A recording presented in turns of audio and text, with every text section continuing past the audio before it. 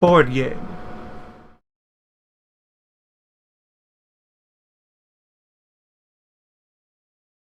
Games.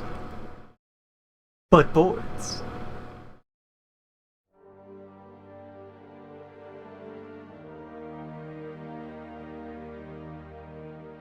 So, this is a name that should already be familiar to one who is a view of my channel, but wait a minute, this is not software, this is not Swedish, this is something else entirely. This is different. This is what came first. Europa Universalis began its existence in 93? Somewhere in the early 90s, as a physical, boarded game created by a Frenchman. And while many elements of said boarded game, look, D10s, dice, sides, numbers, there they are.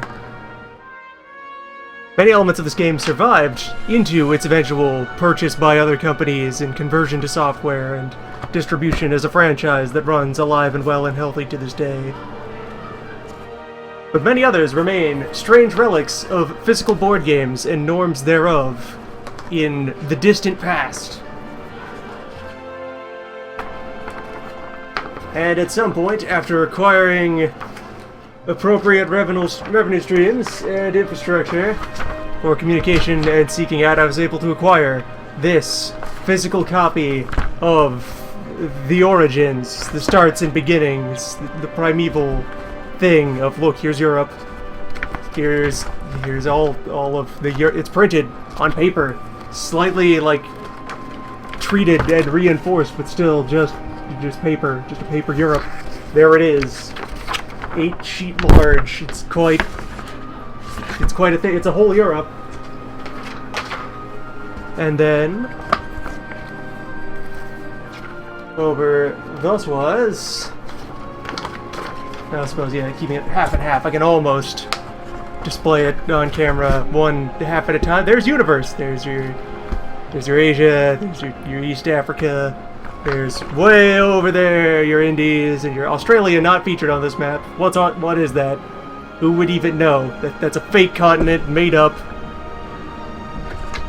Who would just make an entire prison continent full of horrible poison sky bears? That's not real. There's your Americas, Caribbean,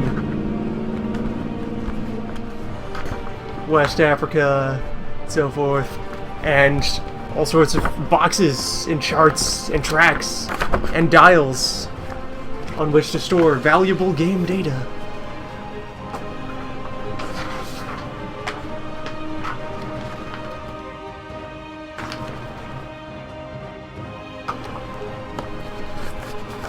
Rules! Manual containing many words of instruction, and, well, let's see, actually, yeah, this one's rules, written in unusual phrasing that if you look closely you can recognize that much of this is French grammar being somewhat mechanically transposed onto English words. That's the idea that the fellow who made this. He is a Frenchman. And so you can, the marks are all there. There's various like French grammatical structures in this, just being anglicized. But yeah, here's a Europa worth of words about how things work.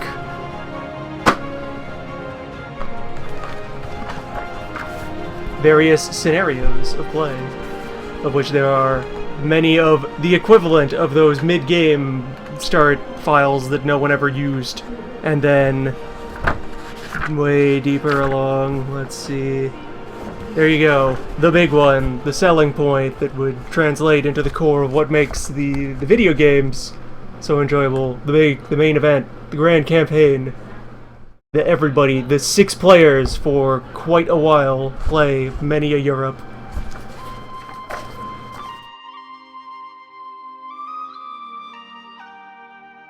Let's see, the grand campaign, also just to visualize here. Takes up this much of the book. It is not too appreciable in thickness compared to the rest of it with the other scenarios, I suppose, but the main event. It's right there, in book form.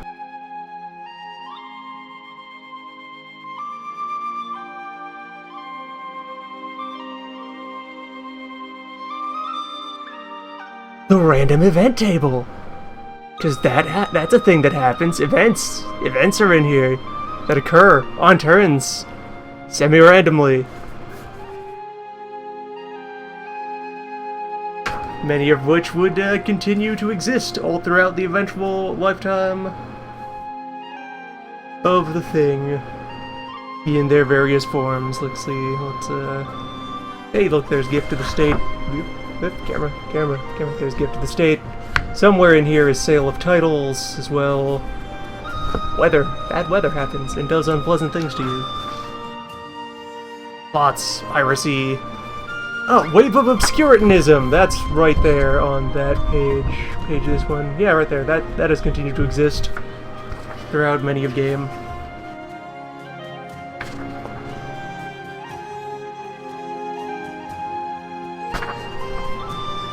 And then for when you're actually engaging in the campaigns, there's tables of history events that will occur. Various bits and pieces of the scenario. I don't think Comet Sighted is actually in the board game. They invented that for the Vidya. That's a Paradox original. And they eventually got around to that.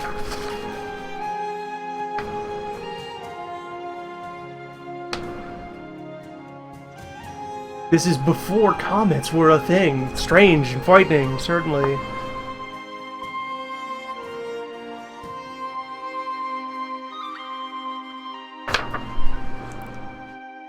But yeah, so you have kind of an ingenious system that exists alongside here with the political events, is that for like each block of the campaign, there's a table of them that you then gradually deplete as you go through the scenario. So statistically, most of these will happen, but not always in the same order. Just by like virtue of like weighting the tables and having some events rely on others in their various bits and pieces.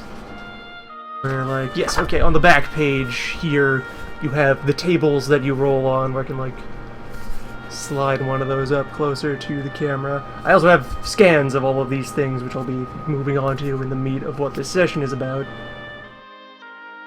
Yeah, you can see, so there's like a table there, and so for 1492 to 1519, that's like the first 20 turns of the big game. On each of those turns, you roll on this table, and one of those things happens, and if it's happened before, then you scratch it off of the table for the rest of the game, and rolling that square again means you instead roll down onto another event.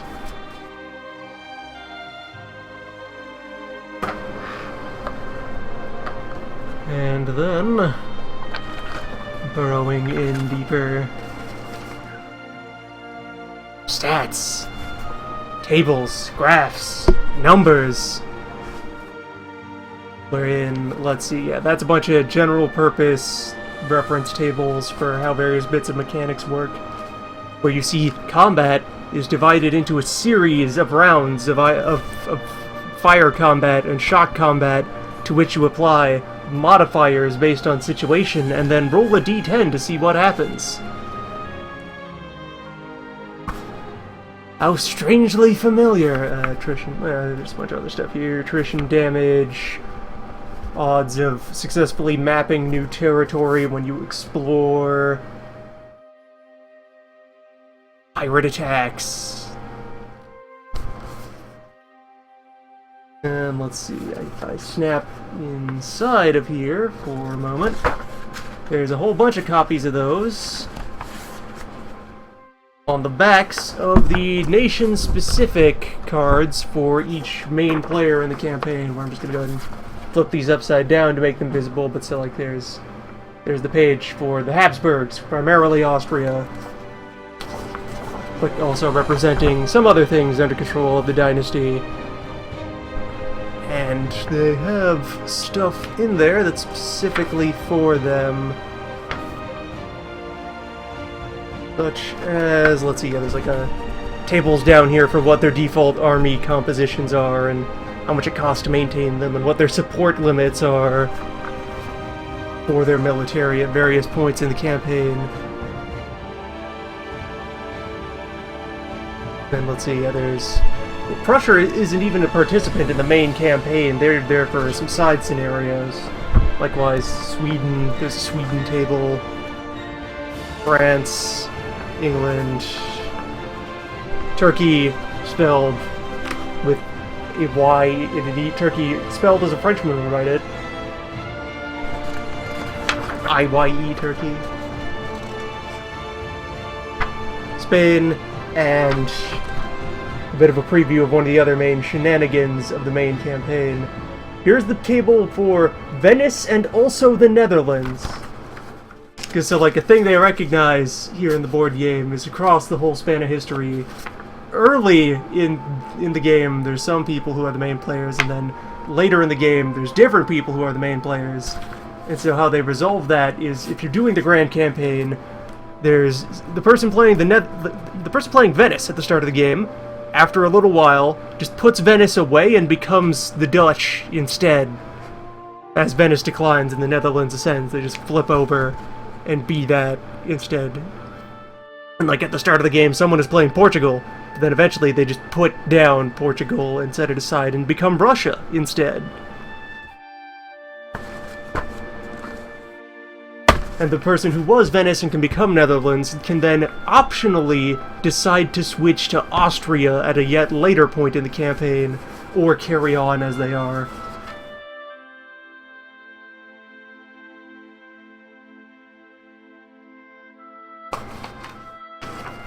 And just tuck all of those back together to then be like, hey, what's all these colorful cardboard frames down here at the very bottom of the box? What are those? What mysteries await here? Welcome to tokens. Welcome to counters. Welcome to data in tiny cardboard square form. There are 1,400 bits that are necessary to the conduct of a Europa, storing all manner of valuable information with some degree of redundancy. Let's see, there's a French colonial fortress with one side to indicate whether it's more than half strength and the other side to indicate when it is less than half strength. And let's see, fish in here. Yep. There's a Turkish army counter. Army number 4? Yeah, number 4. Out of however many they can have on the table. You keep track of what this actually means on paper. In your mind, with numbers. You do paperwork to store understanding that how many Turks are under this square, you don't know by looking at the board beyond like the vague signal you have to give of it's half full or it's half empty. But otherwise, it's a mystery. There could be any number of Turks inside that tile. Indeed, little cardboard bits. Let's see, there's... that one's boring, that's just a regular fortress. Let's find something more charismatic. Well, there's the Kaiser. There's the whole mechanic of when you can take your king and make him a general. There's for the Habsburgs. They do it. They have their Kaiser token for... There he be. It's him. The Emperor. That man, what is all the Rome's? It's that guy. And yes, let's see, dig in a little further. Here's someone named Jean. He is a general. He is quite skilled. Look, there's numbers. From 1 to 6. 3 of them that indicate his skills at skirmish and shock and moving about. His wiggling skills. This general that is available to the Habsburgs, starting on turn 42 and ending on turn 49 when he becomes dead. And then this extra number that's kind of squeezed in there off to the side that is his siege value. It doesn't fit in the main 3, but it's just kind of pasted in after the fact. Yeah, he's a quite good general, where it's the same general level of number scale as you'd expect from the Vigi games. So like 6 is the highest that any of these general stats get, whereas 2s or 3s are more normal, adequate.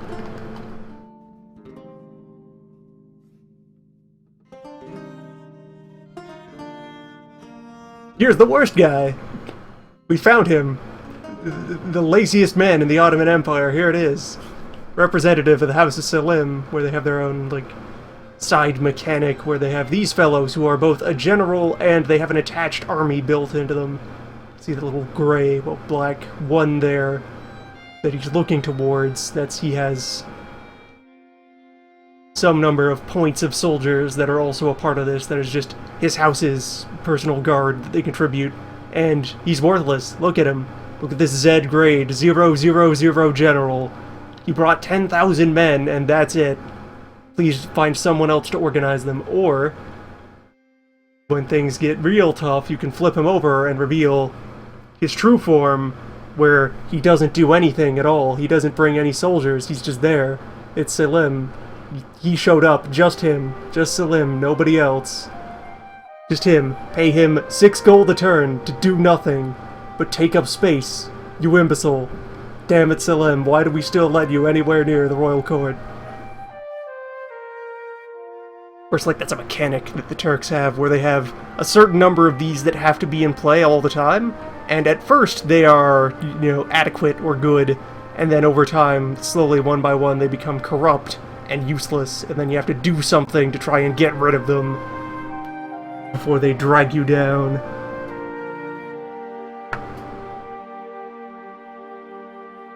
And let's see.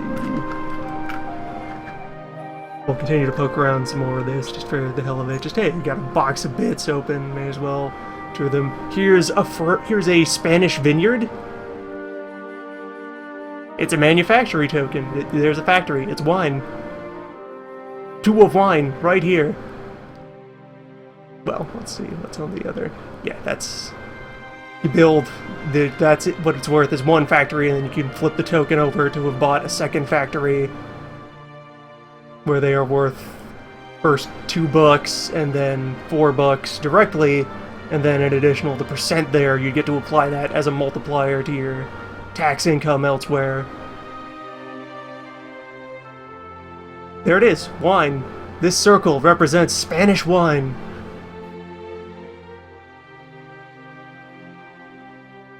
And so forth.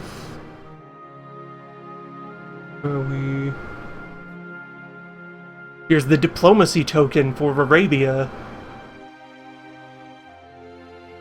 You want to talk to Arabia, you consult the numbers in the corners of this token. They mean things. And like the little moon there for, yes, Muslims live here. Are you from Islam? They might not listen to you as well as if you were. Then over on the back, there's even more. To try these numbers. Are these diplomacy numbers? They mean things. These will progress to good. There's charts and graphs that say what all these numbers mean, and then each token for each small country has a set of those numbers to let you know how the mechanics will work when you negotiate with them.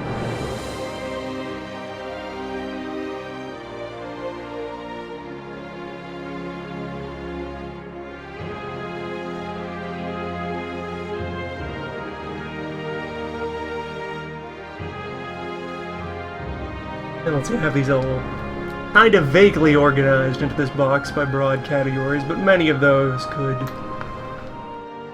Yeah, these aren't perfectly sealed, so plenty of things have drifted from one compartment to the next. Here's Spanish Mystery Explorer number 2. Since there's, like, named generals that pop up at scripted times, but then there's also, to fill out your ranks, each country has a couple of anonymous randos in all categories that you can randomly pull to fill out your quota. They'll have stats, they'll do things. Yeah, I think Maneuver is the first on the list, actually, of these. Because, like, this is a boatman for exploring. So why would you want him to have good fire? That would just seem weird.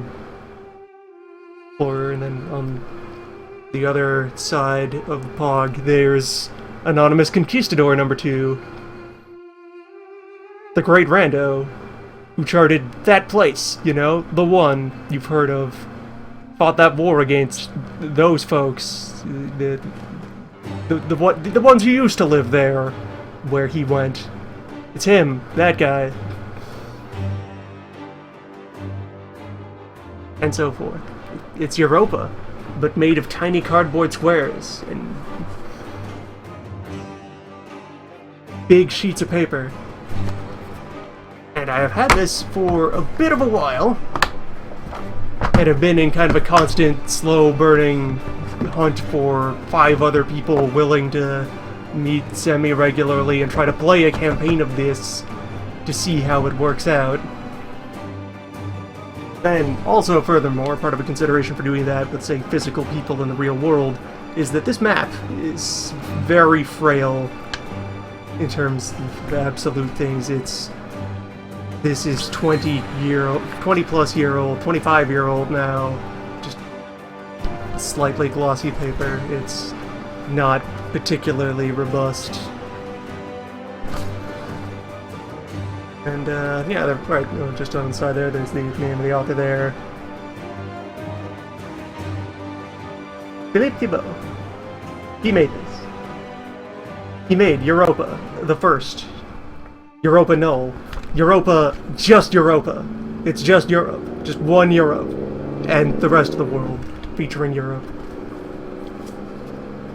Yeah, it's holding up better than expected because it's been in that box for 25 years. It's experienced no physical wear. It's just been sealed away in its tomb, dead and dreaming. And if I started playing games on it eventually, like even just from having unfolded it and warped it around a little bit a couple of times to do the scans of it, already the corners where the folds meet are starting to fray a little bit. So this will very quickly tear holes in itself under any amount of regular use. So, but fortunately, we live in the future. And so, as I said a couple of times elsewhere, as I'm now gonna put away the camera, and instead, well, now that capture's gotten misaligned. Come on, why you do that? Or wait, is that not even the right? Okay, hold on. There's the problem. That's the wrong. Is it?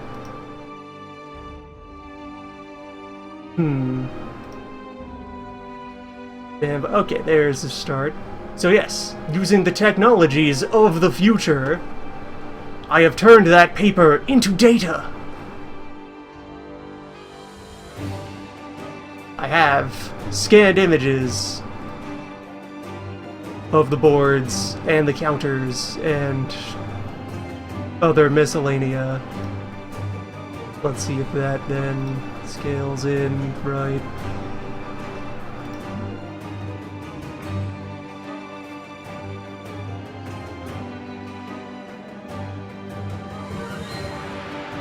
Had one of these pre-configured, just forgot what it was. As can happen. Go ahead and get this further cropped in real time.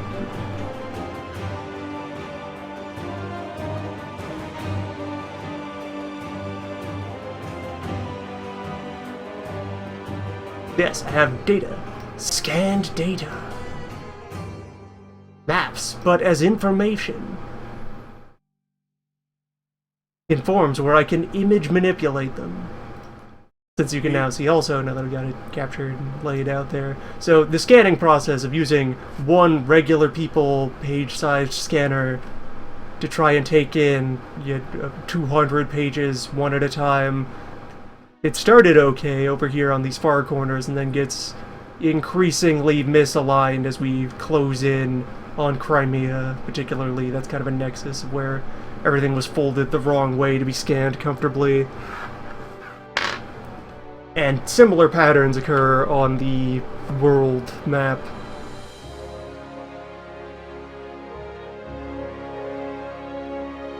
So I'm going to take this and try to unfold the space here. We're going to clean this up. Essentially have to redraw the whole thing.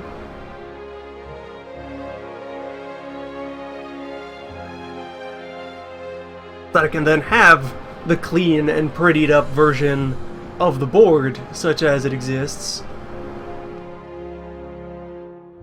And then also, furthermore, take the resulting pattern and have it like etched into wood, and then have a wooden Euro board, and that will be there and functional and well and good.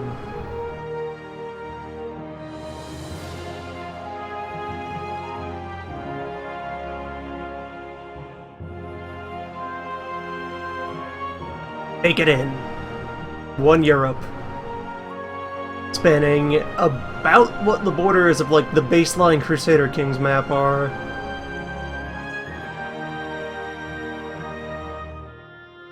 But yeah, I just got the continent, the Britons, some Scandinavia, but not all of it.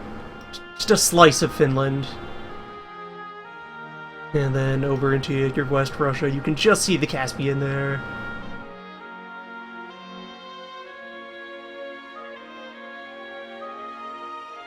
And your near Mideast, your North Egypt, your rest of North Africa.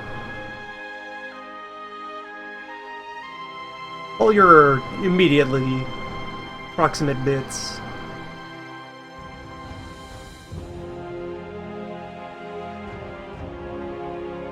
And the work will begin to make this clean. Ish.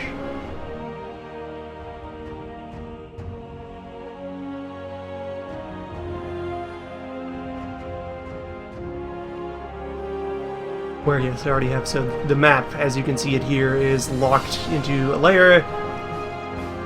The old image working program. So we will begin the process. Another thing about this board that's going to need to be revised heavily in the redraw is a lot of the color choices in this are baffling and strange. Like you can see here, there's some of the more faded, barely there. Slightly purple ones. Those are closer to what the actual basic shade of color was off of the raw scan of the board. For whatever reason, all these tax numbers are in pink. You know, pink on top of tan and brown. There is some real-world festivity going on in the next room over, so some amount of cheer and goodwill will bleed through onto the mic at times. Ignore it. We're here for board games.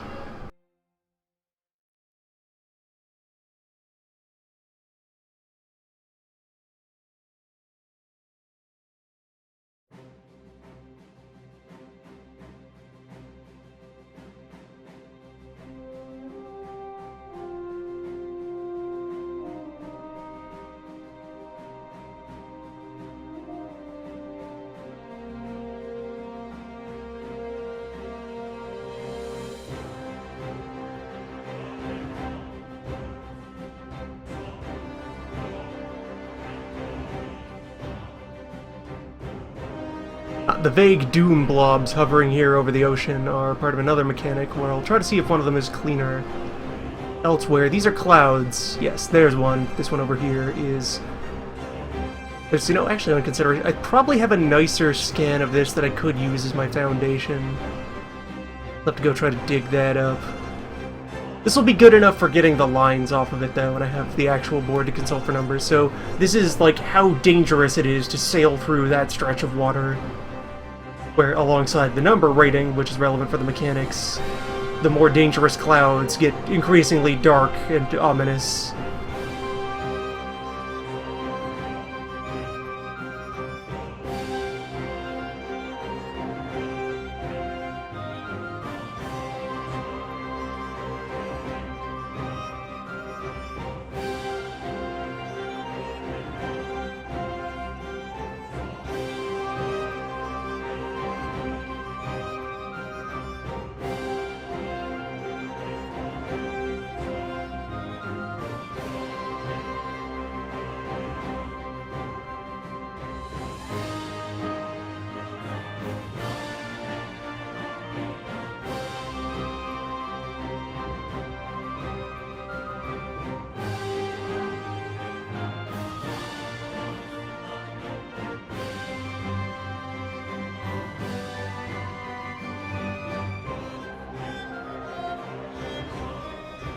But for the moment, let me just go ahead and grab some... Here's the bright neons and zoom in there. we'll get to work, slowly sculpting the dividing lines between these sea zones.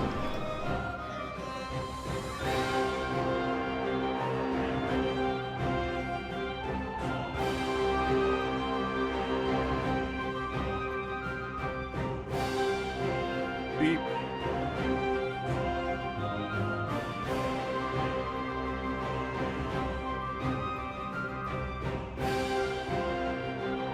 That's another decision they made. Green on blue to divide the ocean and label the oceans.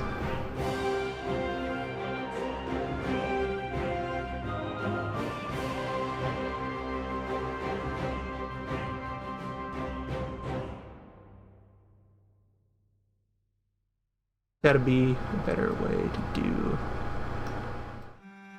Oh, no, because that's tool for doing vector paths, not things. Hold on.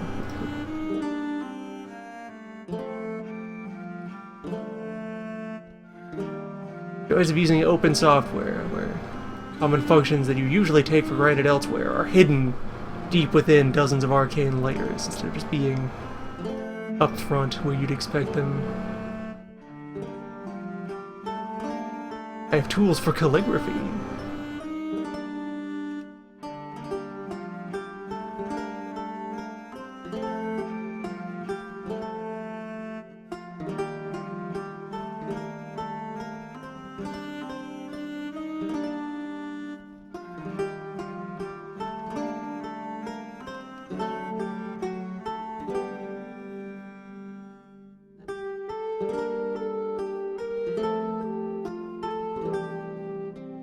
Okay, it's shift.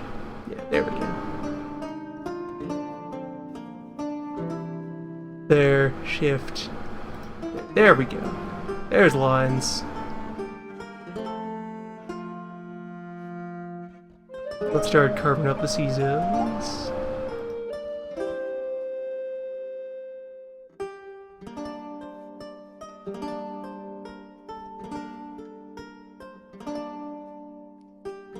Our accompaniment throughout this event is the soundtrack to Europa 4 on shuffle.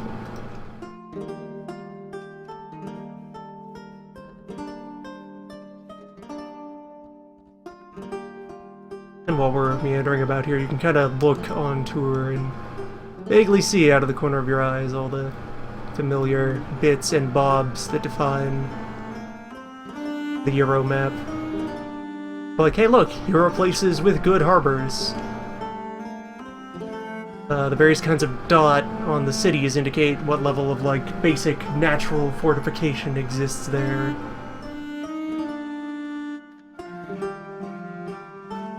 What highlights say, down here, on the border between France and Spain, San Sebastian,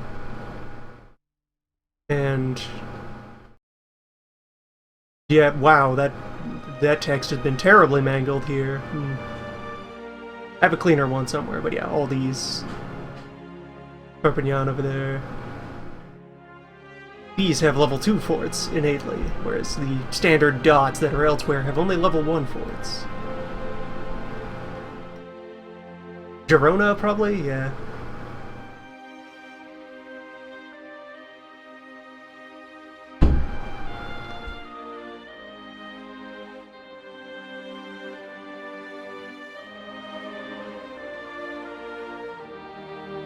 You can see, like, yeah, land divided into provinces with a tax value and a name and borders, and some of them have rivers between them. Some of them are woods. Some of them are lumpy. Scottish uneven territories.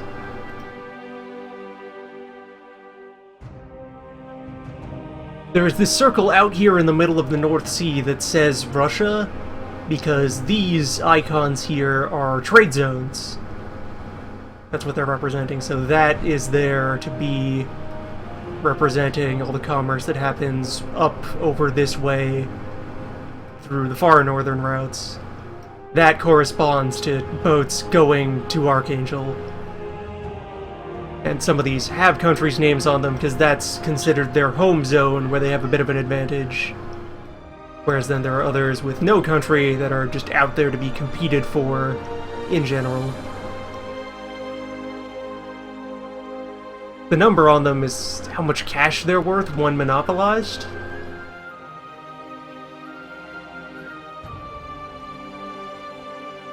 As one might intuit by the comparisons here, Russia is not very trade-focused in Board Europa. They are mostly about land power and wealth derived thereof.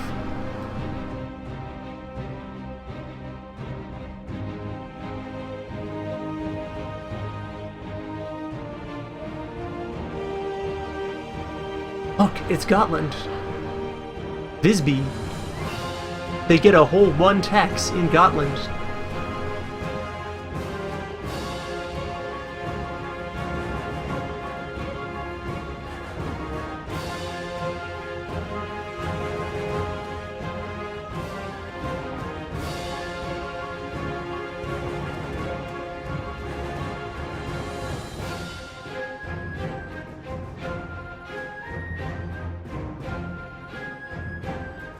Gotland is over there being part of Sweden, where another, like, kind of ingenious thing about how the game functions is... So there's only 6 players in a full game of Europa, in control of the major countries, but minor countries also exist as a concept, and how they work is that most of the time they're just kind of inert, they're asleep, they're just assumed to be milling about in the background, until the moment they are, like, brought into a conflict against one of the majors. Either because a major attacked them, or, like, an event says that they attacked a major, or what have you. And when that happens, there's then a table that says which player gets to take the helm and tell this minor country what to do for a while. And then that player earns points based on the accomplishments of that country. And, like, the tables are set up so that the countries that one player is most likely to fight will preferentially be given to the other player that is their natural rival. So, like, the Ottomans are over here spanning, you know, their main territories. And at the start of the game, down here, there is a separate Egypt and Levant. There's the Mamelukes spawning all of this. And way off over on the right, there's Persia. Just a little bit of Iran, just barely squeaking onto the map. Or, like, there's Iraq and there's Arabia down here. And all of those, top priority is given to the Venice player to pilot those, because the Turks are the ones most likely to attack them, and Venice is the most immediate enemy of the Turks. Provides this a nice immediate, like, way to keep everyone engaged in each other while the game is going on, even when you're meddling around in your backyard instead of directly challenging your rivals. And also, it kind of makes sure that you're not going to, like, be rude and cut deals, or not engage. You're not going to take a minor you've been handed control of and just roll over and let it fall, because it's worth points to you, and it's worth spiting your rival. And it's also, like, furthermore, in each phase of the game, each player will choose, like, a set of objectives they want to try for, and be awarded or docked points based on how well they uphold those objectives. And so you know that, say, the Ottoman player might have taken the goal of destroy Persia by the end of this phase. And they will earn a bunch of points if you let Persia fall. Or lose a bunch of points if they're not able to take land off of Persia. So you have that direct motivation to actually care about dragging out any fight that they do as long as possible. Give it the best shot just to make things inconvenient for them. Make your rivals earn their points. Other fun thing about the visual of the voice, these vague stank lines that are kind of here. Just airbrushed on. Just MS Paint spray tooled. Those are the core territories of each country, represented by just kind of having a haze of the appropriate color on their side of the border. It's like everything north there, south of here, this bit of the Balkans is considered core Ottoman territory for purposes of the game. And then, like, you can see, yeah, just out here on the fringes of Anatolia and so forth, that's all core Ottoman. But then you have these stank lines here to indicate that Cyprus is not an Ottoman core, and Rhodes is not an Ottoman core, and Ionia is not Ottoman core. Thanks to this informative stanchora. It's not like they could paint over the territory itself, since that would obscure the very important shades of tan and beige and green and different green that indicate terrain.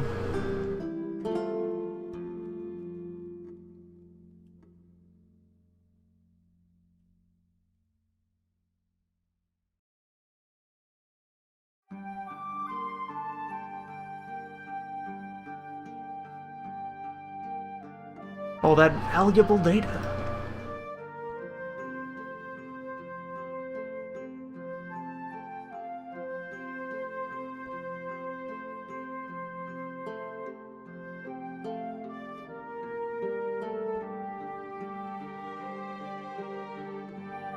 The line that is there to indicate beyond this point is where you can start to expect to find, like, good, proper kebab.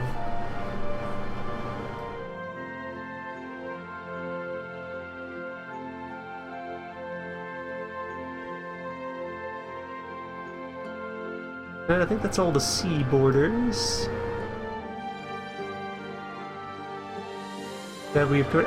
And yeah, there's a trade zone in here. I'm not sure mechanically if you're allowed to put a navy in the Caspian. It might be permitted. I mean, there's a harbor here. I can't imagine who would actually end up in a position to fight over that. Maybe if the Turks claimed Azerbaijan, then they could fight it out with the Russians. Have this pocket inland naval war. Baku versus Astrakhan? Sure. Astrakhan.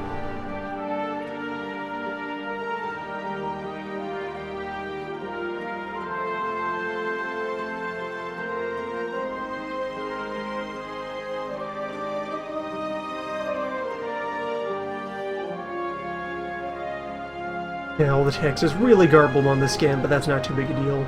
The important thing to get out of this pass is all the shapes, all the border lines.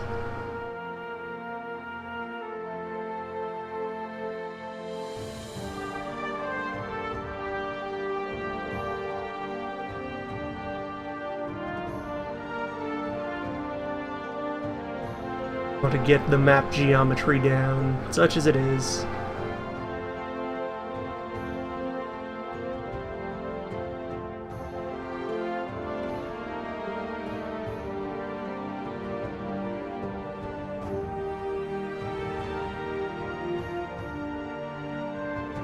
A laborious, if low-intensity process. Time-consuming, but not particularly complicated.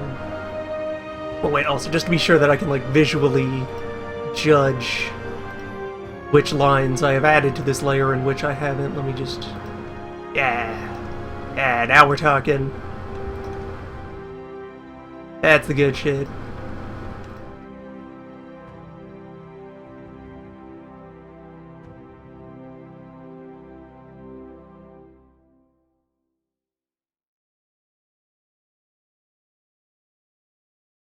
High contrast going.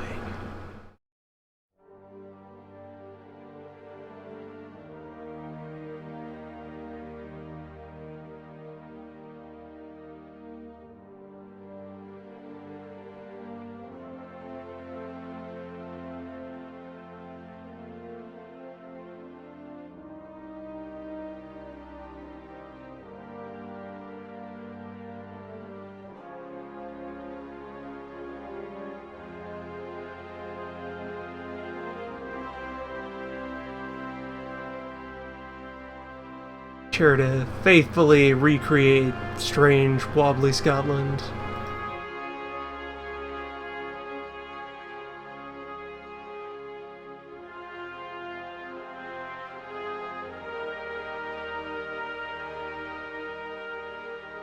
Where, from the time the game was made, you know that this was done in, like, Paint 3.1.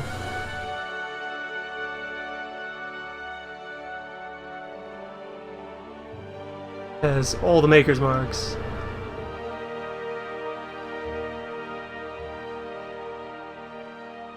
Careful forensic analysis of this old board game map.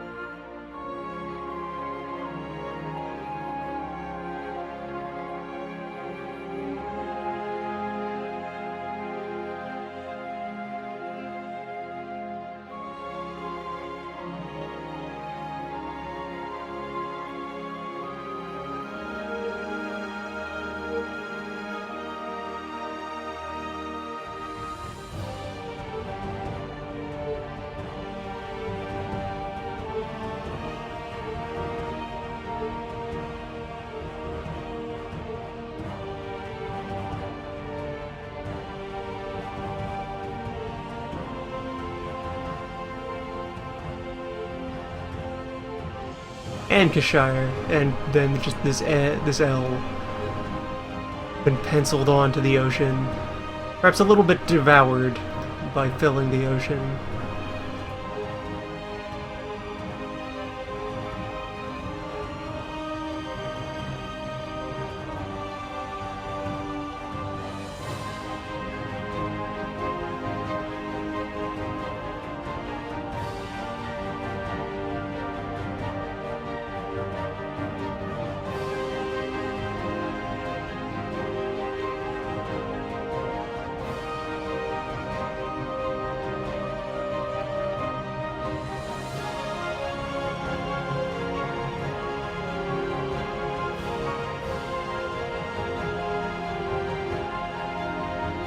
Make our way down the Welsh shore.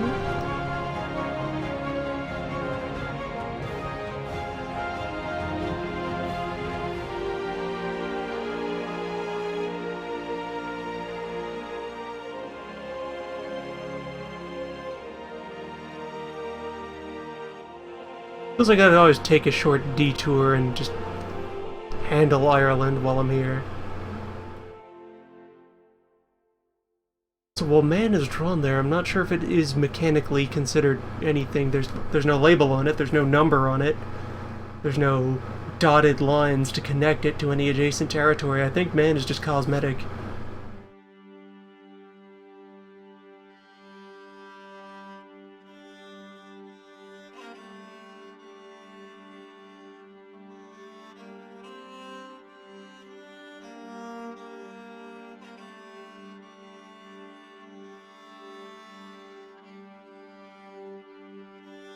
Man, it's there.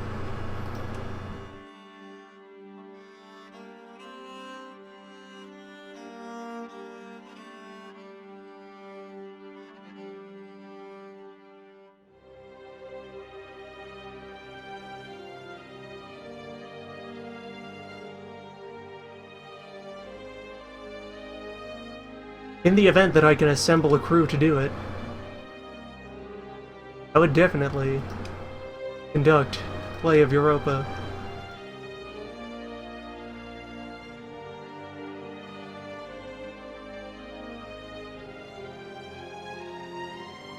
It's a low priority thing.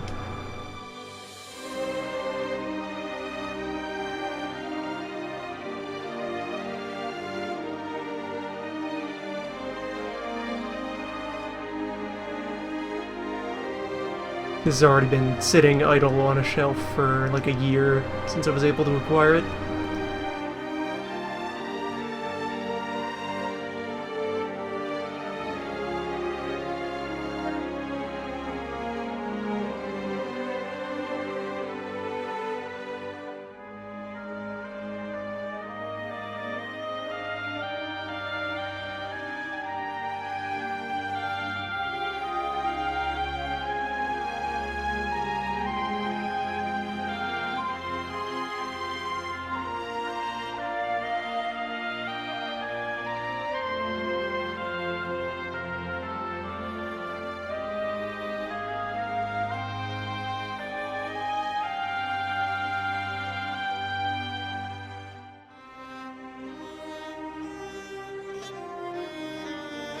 Only I could find some sort of hole in which associates assemble.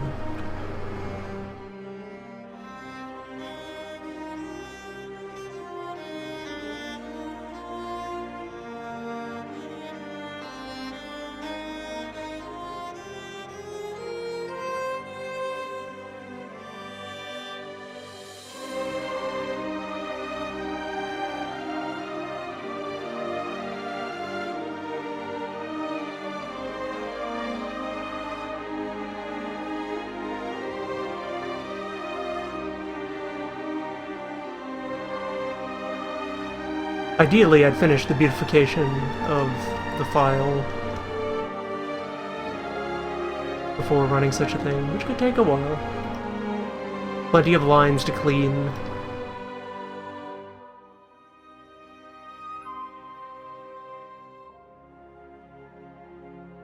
Well, there's probably also other assistants I could recruit in search of good pixel art to like redo various icons and counters and interface elements of the board.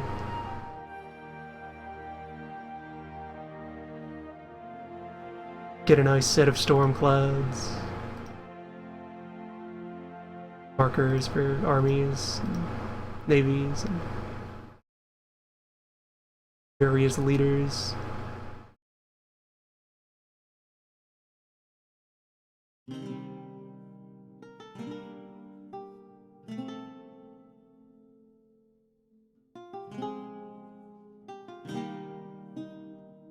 Ireland. Gonna do all the coasts for now. I'll handle the internal borders on a second pass of the world.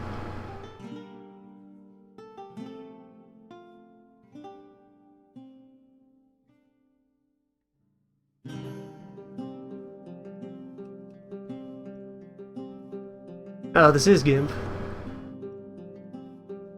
That is being worked in. And finding ways to do it faster is not necessarily the goal.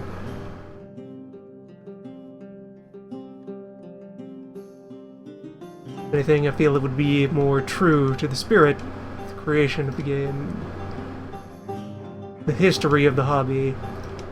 Be sure that some aspect of this remains meticulously handcrafted, even if it's an entirely unnecessary process.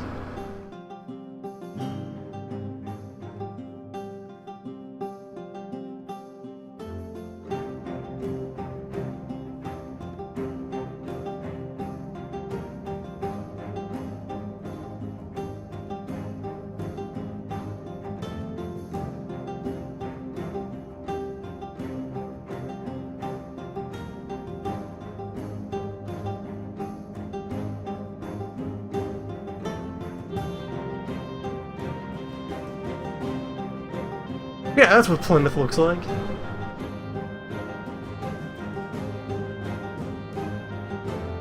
Hip to toe, that's a Cornwall.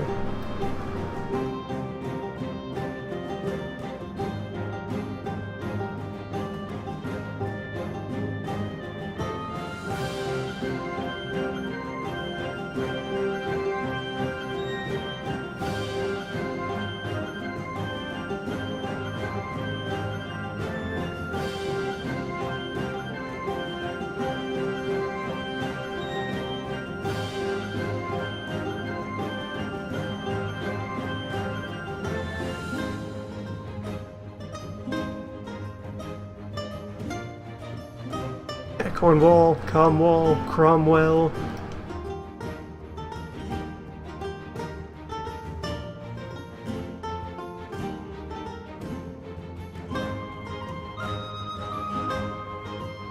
Pass by another ominous storm cloud. Only middle of the sky. I think that's supposed to be a 5. Just the top of it's been chopped off by the blending.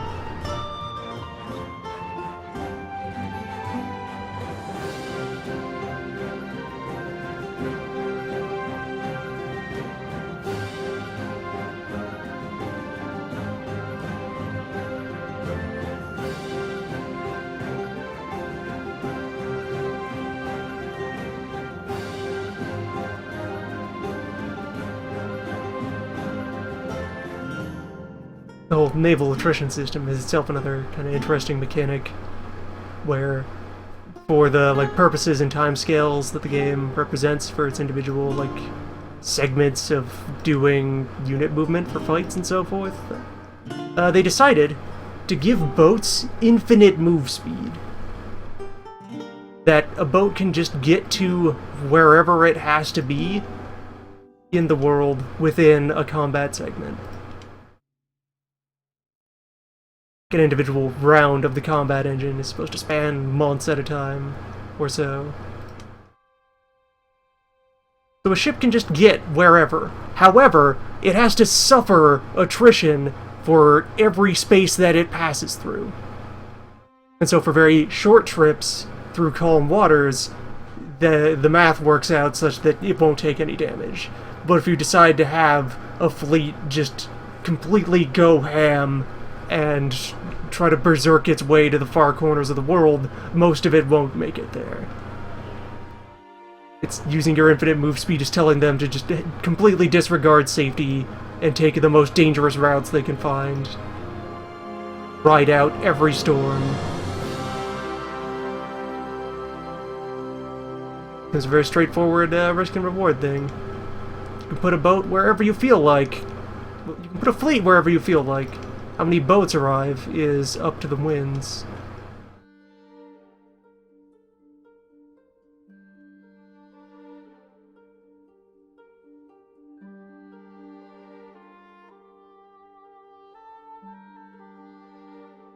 And that is further used to properly, kind of softly divide the oceans of the world into theaters, because there's spots like the Cape of Good Hope that are storm rating 9.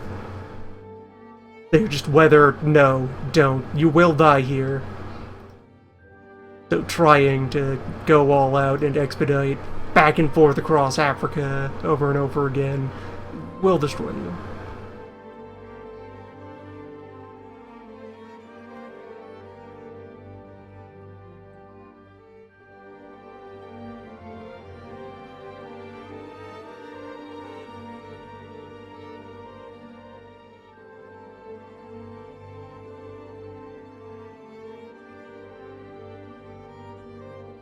Today's forecast calls for anger, regret, sorrow.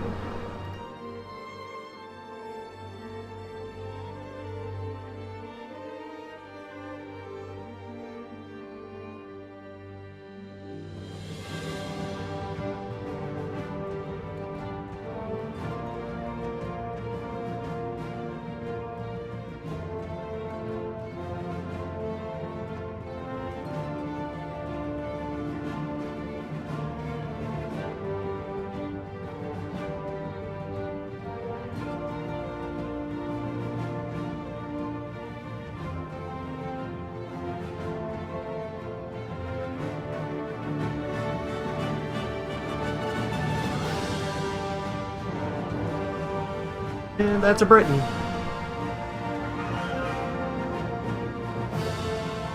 Question resolved. What shape is Britain? This one. Here it is. Write it down. Secrets of math revealed.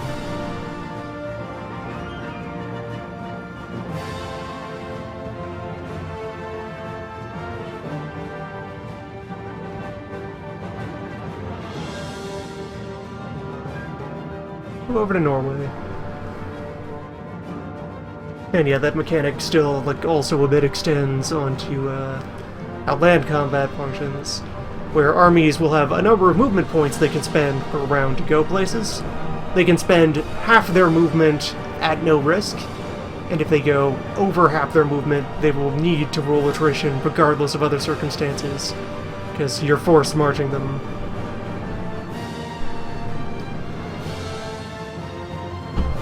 Cross that line from regular walk to death walk.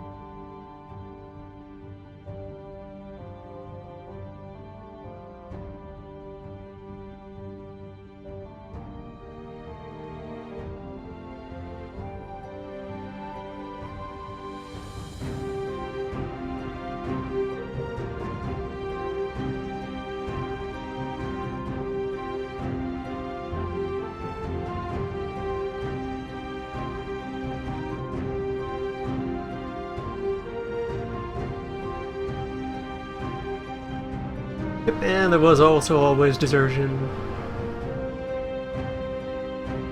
As a major problem facing armies.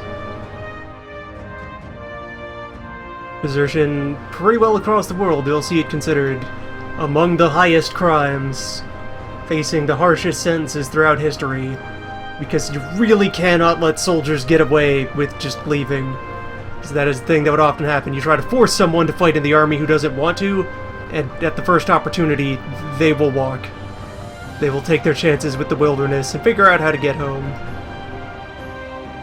And so it was very important for armies to discourage this, as they relied on said conscripts to get things done.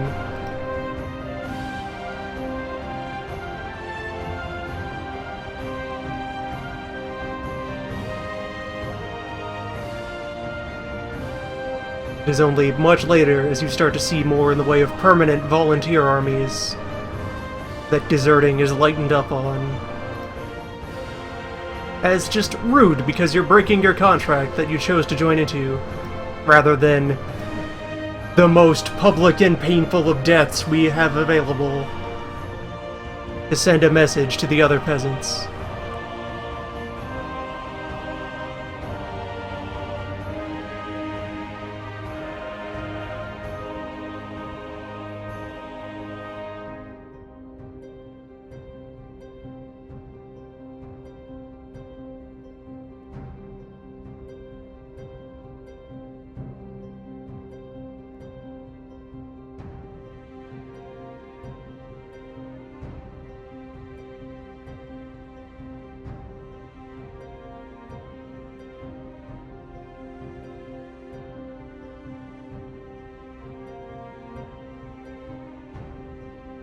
Well, yeah, if you're talking about mercenaries or other kinds of fighting orders, those, the people involved in them are volunteer. They're choosing to be there.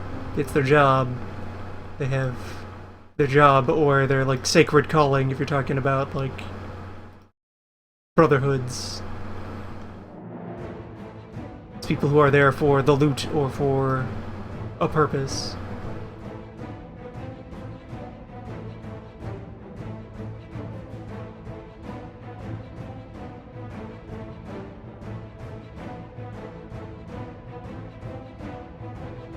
If anyone fighting for those reasons wanders off, it's going to be because you aren't paying me enough for this, or they become disillusioned with their cause proper, or just with the particulars of the leadership. They have a stronger internal mechanism for maintaining participation in the forces than just do it or we kill your family.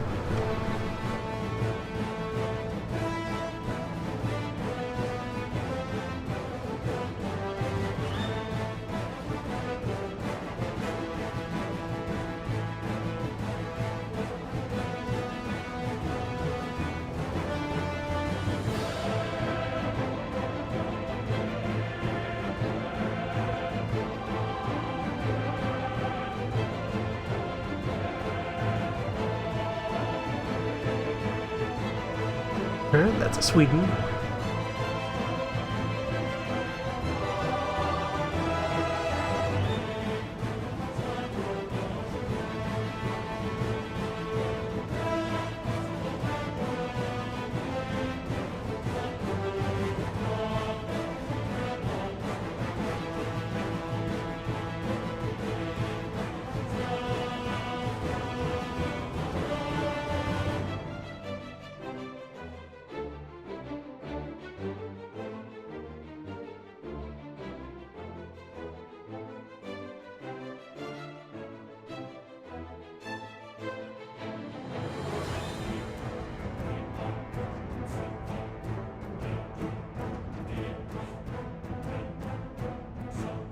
We can absolutely get some follow-on. In fact,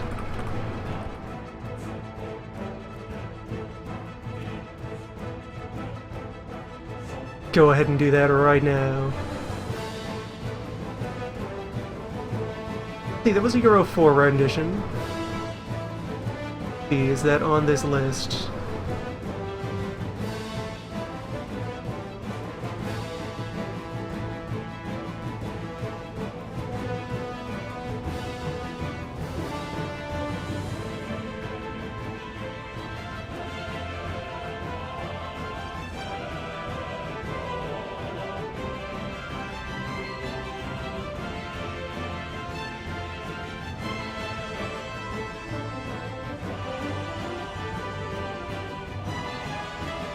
It is not on the playlist that I'm using for the main cycle here, but there are uploads.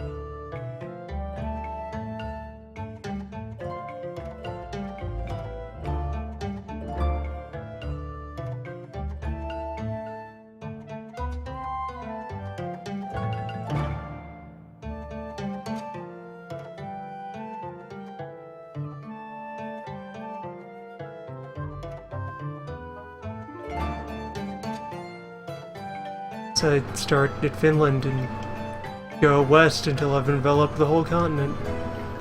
South and then west.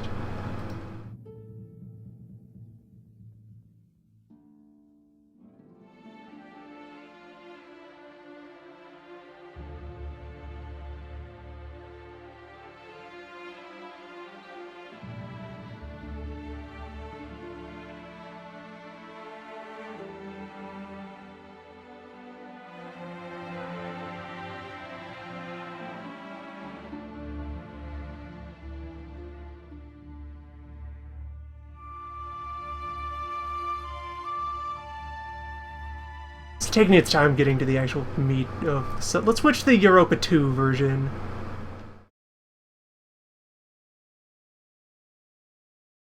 If I can find that Europa menu.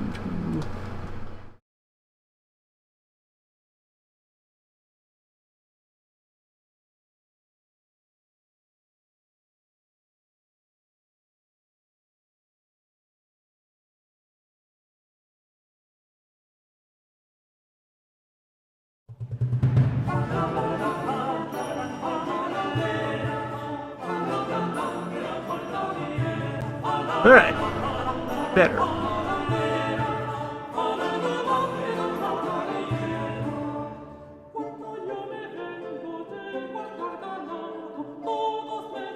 Not the Euro 2 version, to my understanding, but still.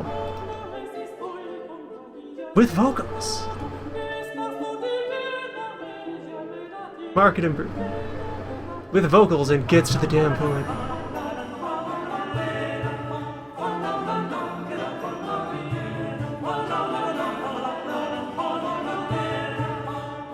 Edition that doesn't spend its time teasing.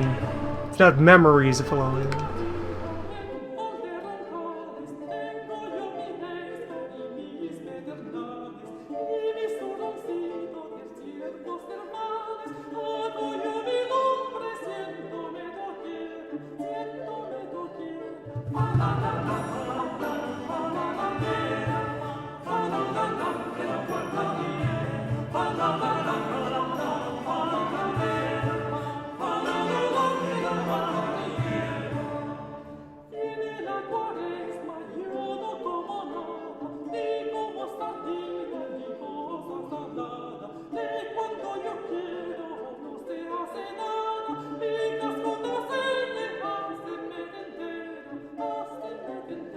Other feature of the board game, lost to the later conversions, the swamp terrain type. Used in a handful of places. There's some swamp here, there's a swamp down in Bulgaria. And I think they classified, like, the floodplains around the Nile in Egypt. They made those swamp type. Swamp surrounded by desert.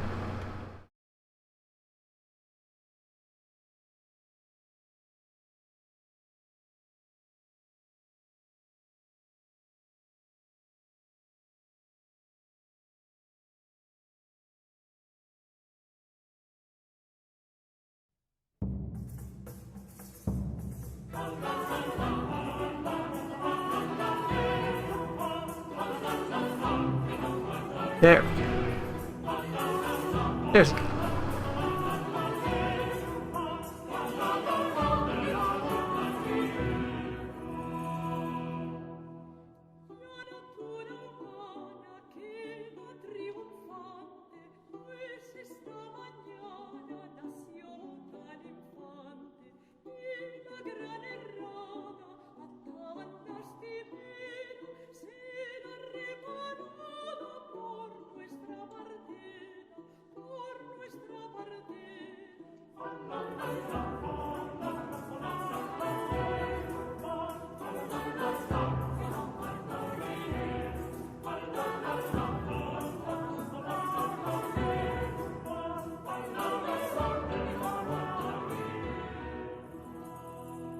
Oh, has someone actually Steam workshopped a table sim module for this?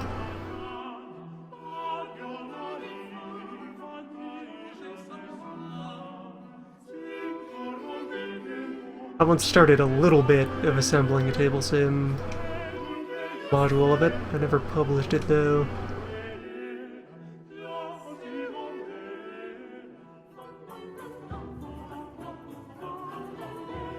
This is the sort of thing that doesn't quite benefit from Table Simulator. The sheer number of slightly different bits and the data stored therein quite fit.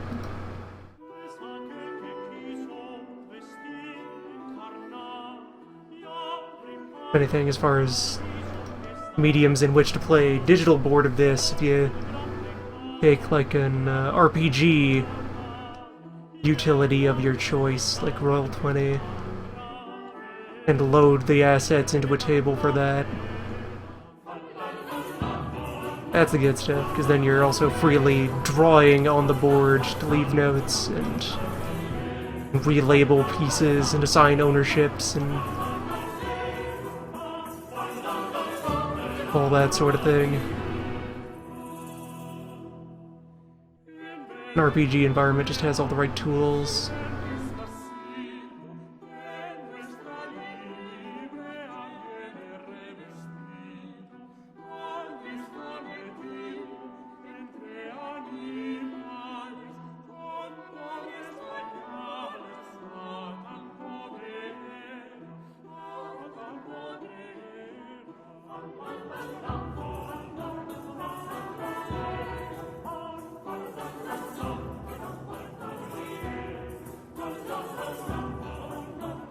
Yeah, plenty of the assets for this also deserve, like, a revisiting.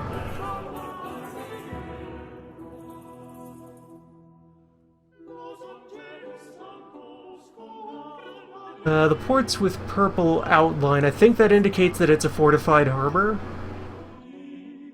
Yeah, white outline versus purple outline, you can see as well there, like, Riga here has a star on the city and an outline on the port.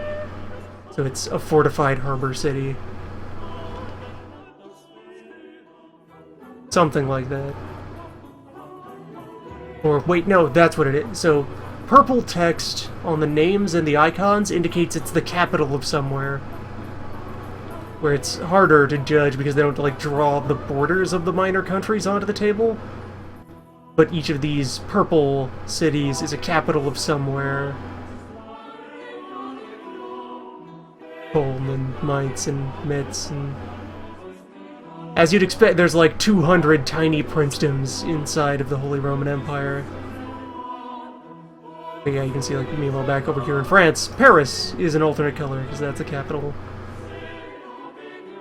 Likewise, Madrid, Lisbon, and then down over here in Italy, where there's no major players from within mainland Italians, but you can see in purple, there's Rome, there's Medina, or, yeah, Modena, Genoa, and so forth.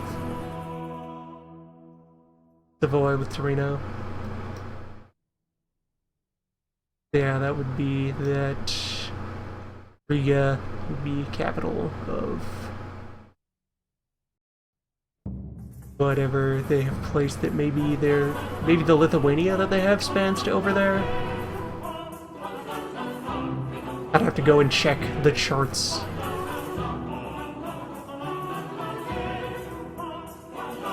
Adding the miners' borders to the map is another improvement that would want to be made. Because so various assets like this icon here, those are things that would want to revisit. Make the trade zone icon something more evocative of commerce than just vague boat silhouette. Oh, it might be one of the nightly orders out that far.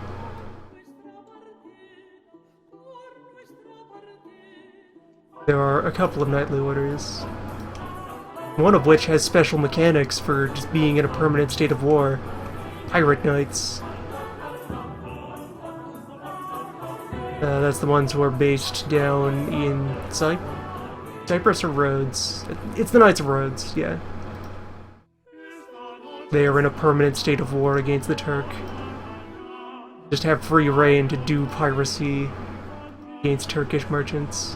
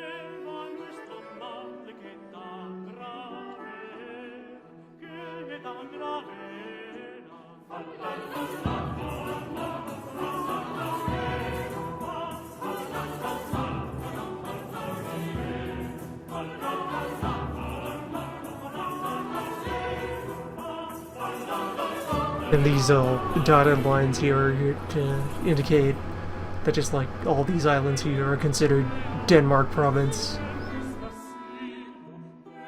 This is all one object for gameplay purposes and is just considered walkable over to Malmo.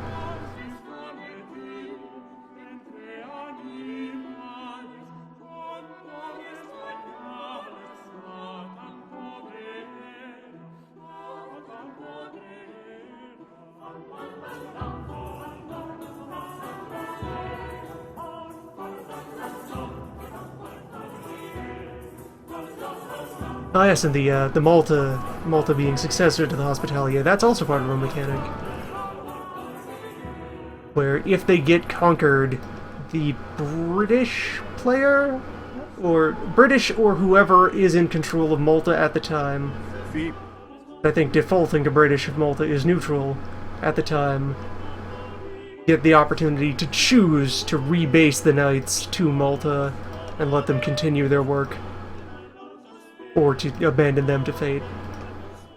There's pros and cons to doing this.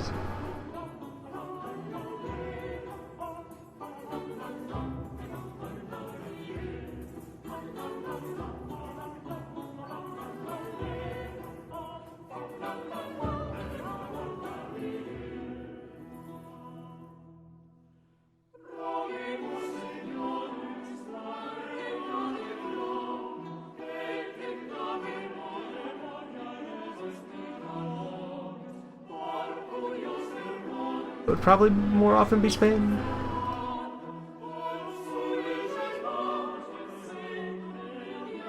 It would depend, though. It would be spelled out in nice legalistic detail in the rules for that subject.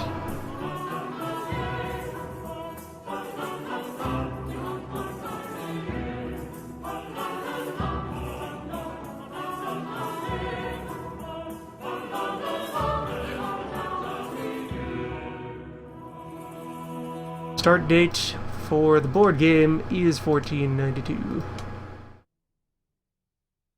Start of the game, the Spaniards have Colombo and can send him on his grand adventure.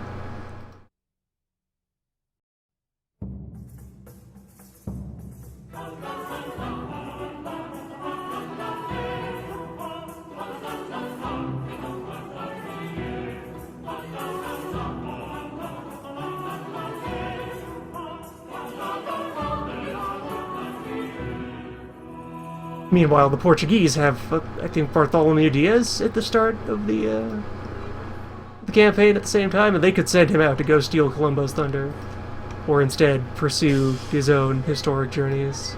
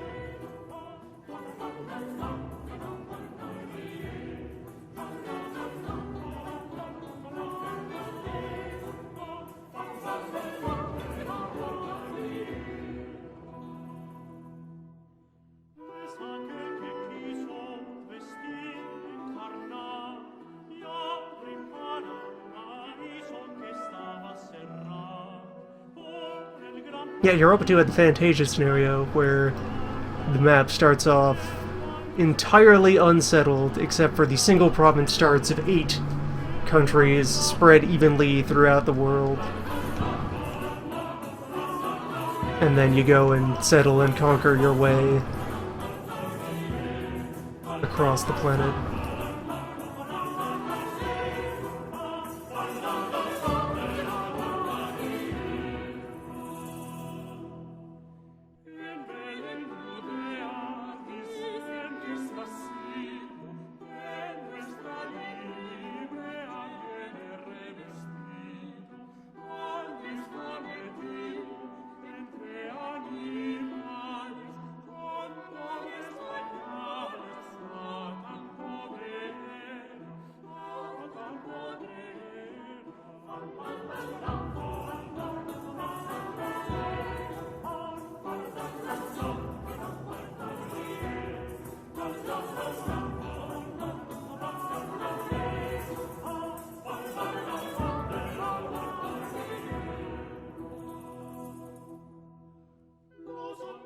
Also, throughout the board game, you can find little fragments of surviving Frenchisms, even though this is the English release of the game.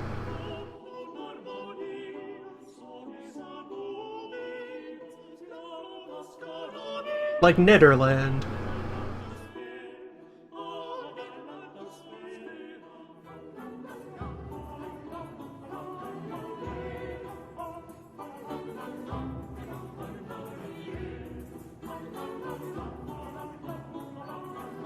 Little surviving bits of hero words.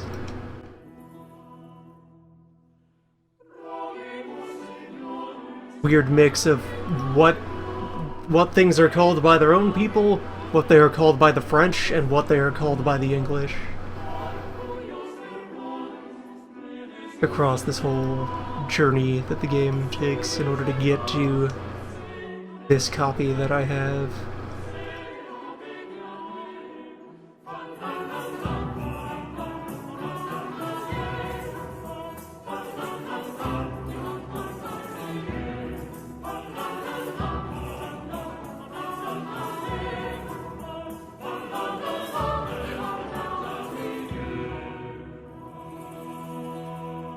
And then alongside that, of course, many places having old-timey names within those contexts, rather than modern names that those places would eventually have here in the future.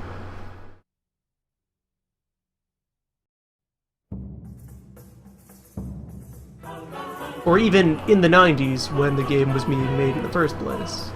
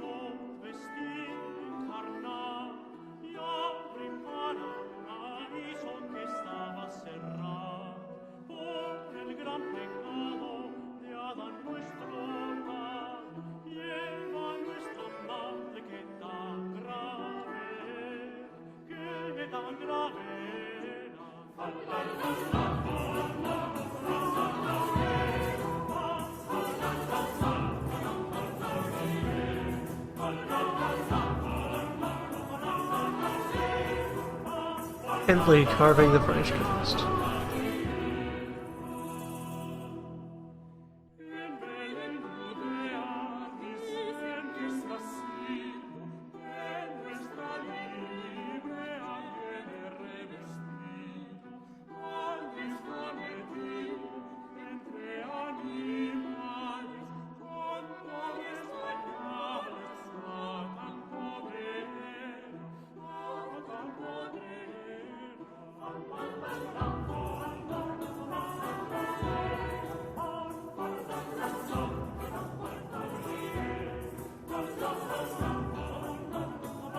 One line at a time. Carving out the polygon that is France.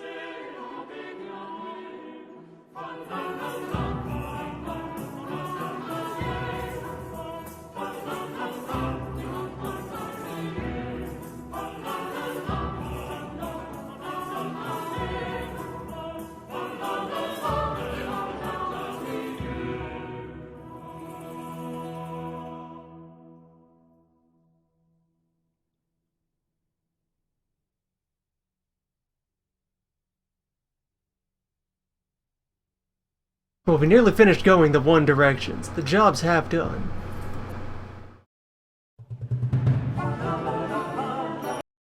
Gonna go ahead and slide on back. Change tracks to this.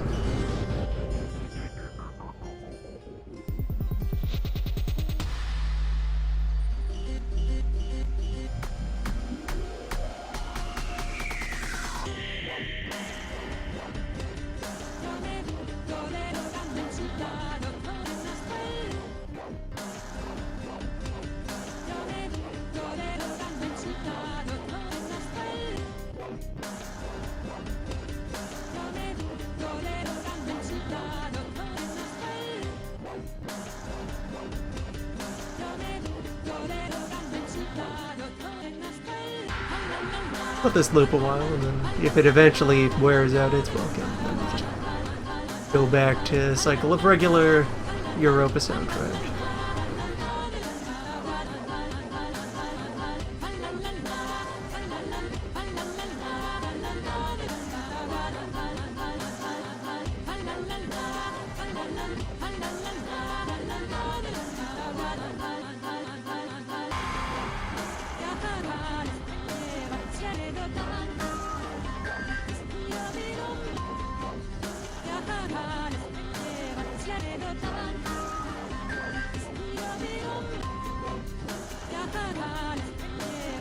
The world is made of many bits.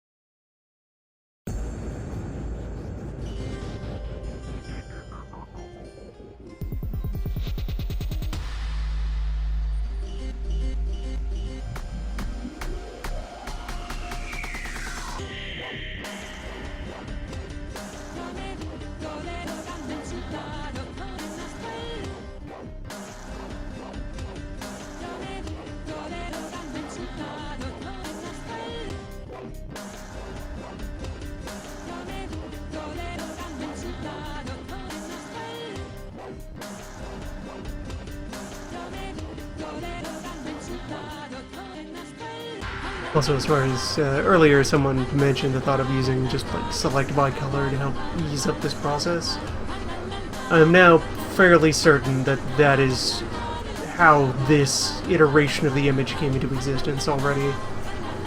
I took the raw scan, selected by color various bits, and then normalized them out into higher contrast forms. That's the best I was able to get out of doing that kind of weird sharpening process.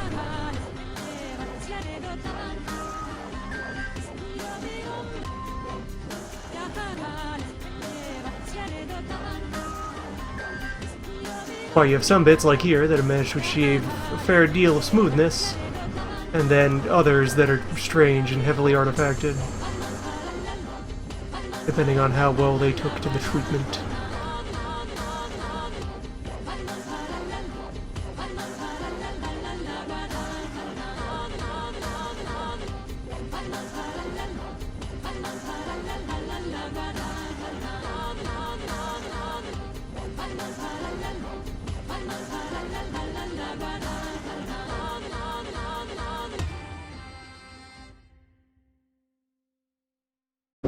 Alright, yeah, so despite the upload of that being labeled Infinite Loop version, it doesn't loop very cleanly at all, so let's just put that away. It had its time. Back to standard Europe noises.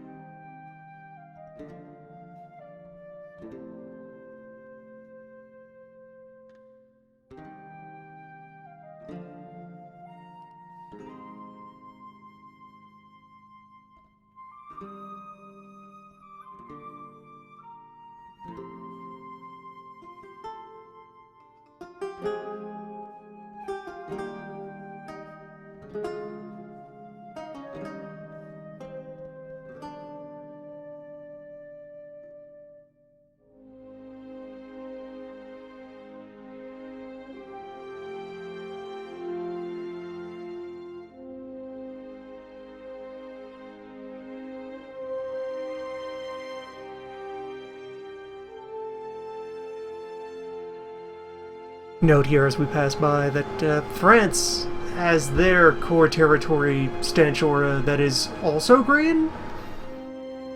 I guess because blue would have looked too much like the ocean or the rivers.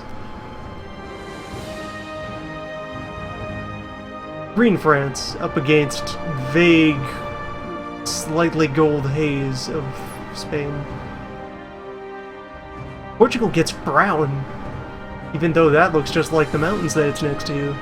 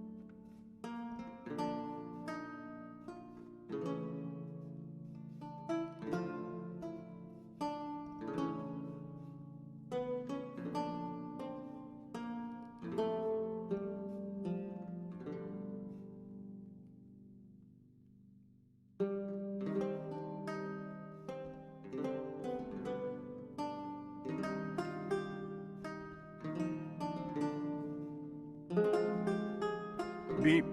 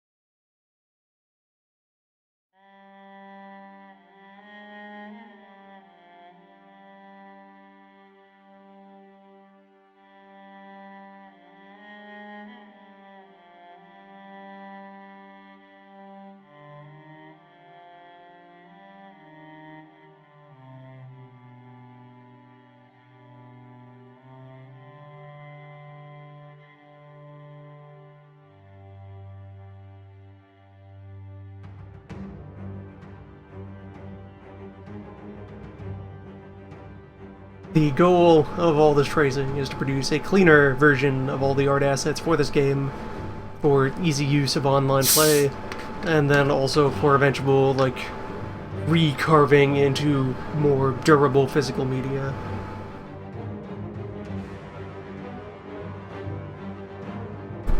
As we live in the future, this is the sort of thing one can get etched into wood with lasers.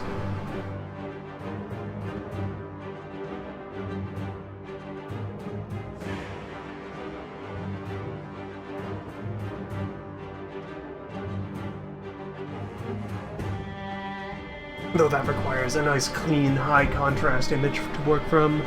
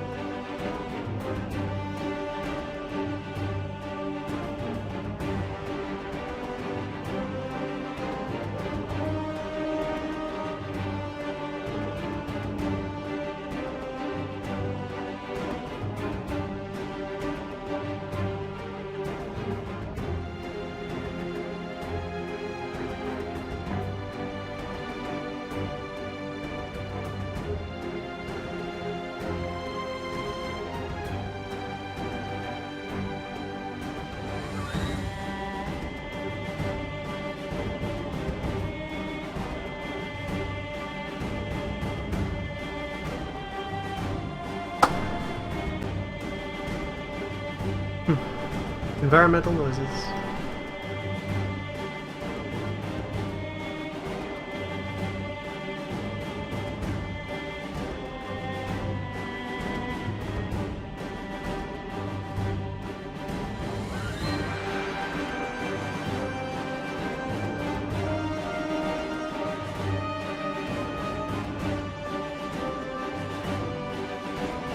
At times, things are knocked about.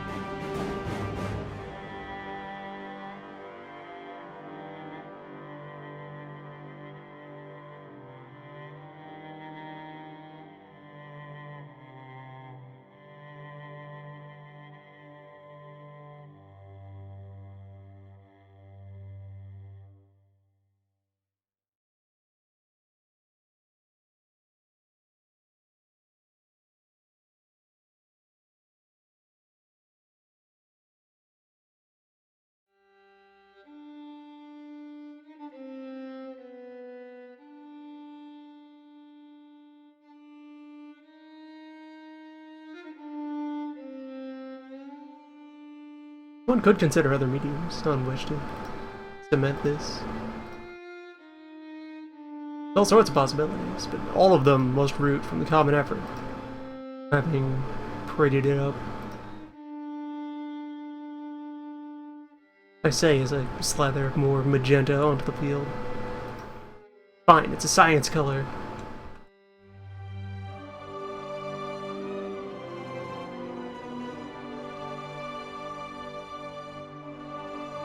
On camera, this looks more clean than actual clean things. One of the phantom colors, it's not real.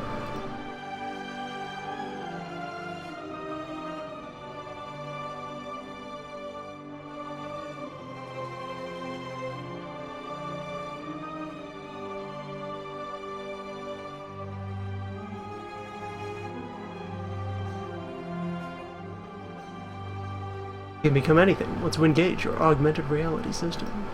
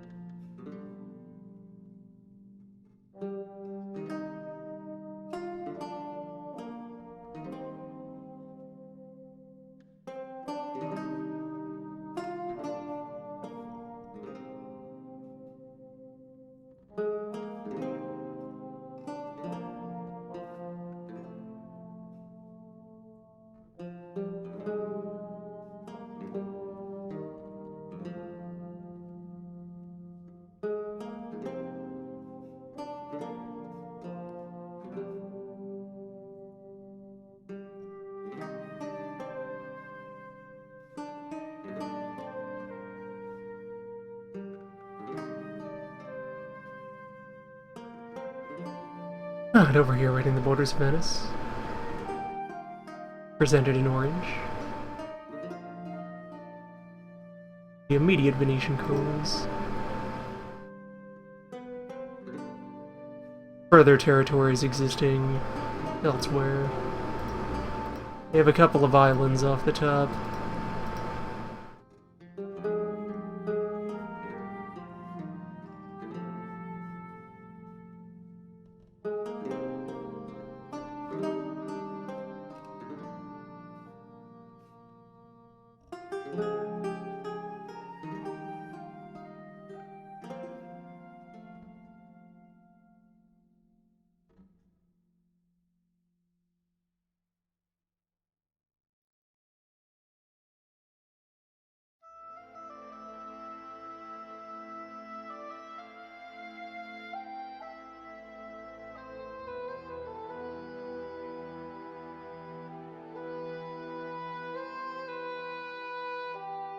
And just north of them, you can vaguely see the cores for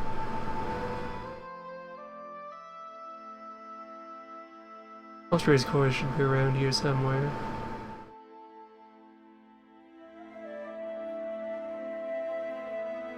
Do they extend that far? Do they get Bohemian? Kind of a haze around here.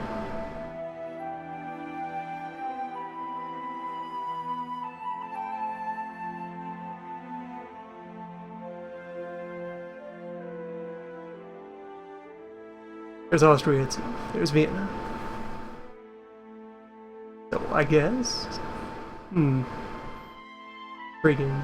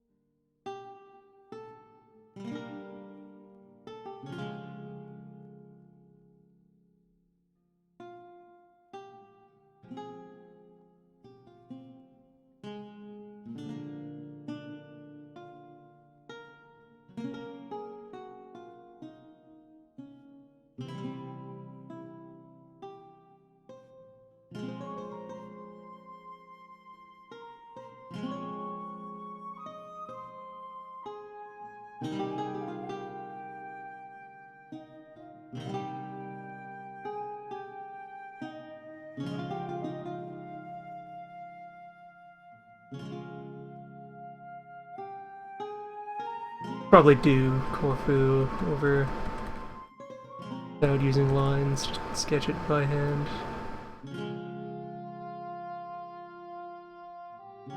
Sure, I maintain the appropriate level of wiggliness.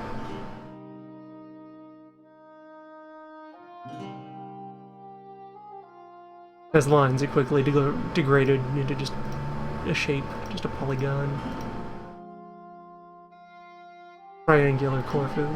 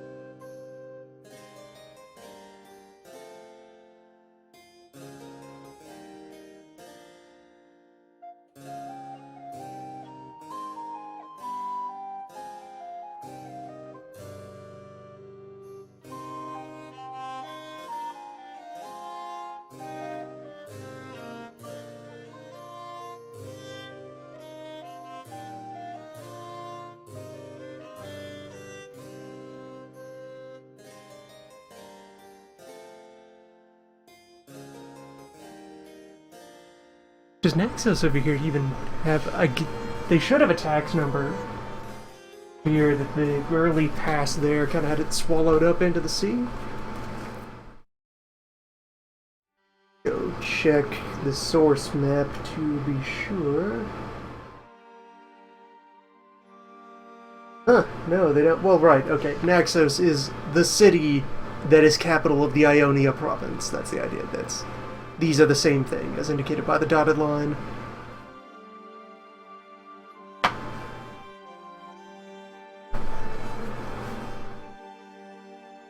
History solved.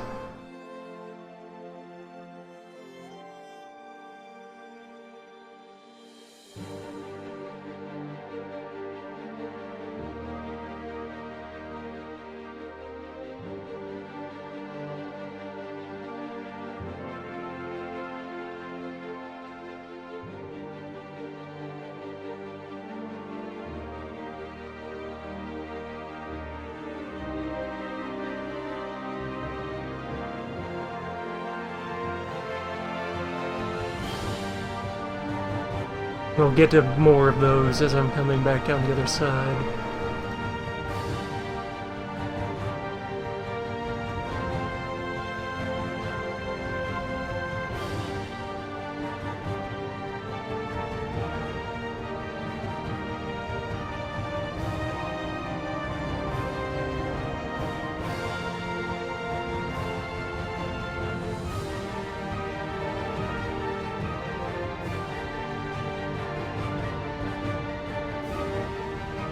We're closing in on the danger zone.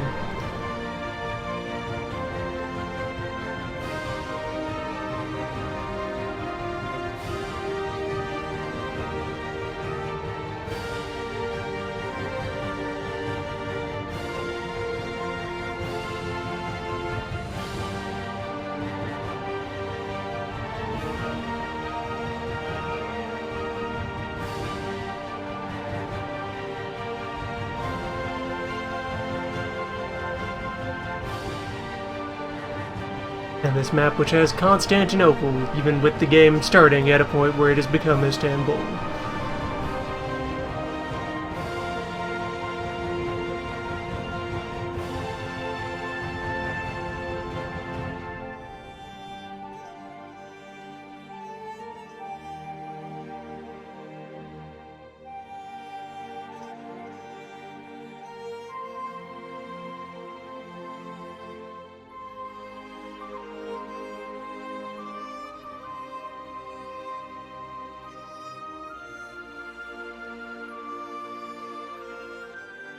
here we are. Into the chaotic space.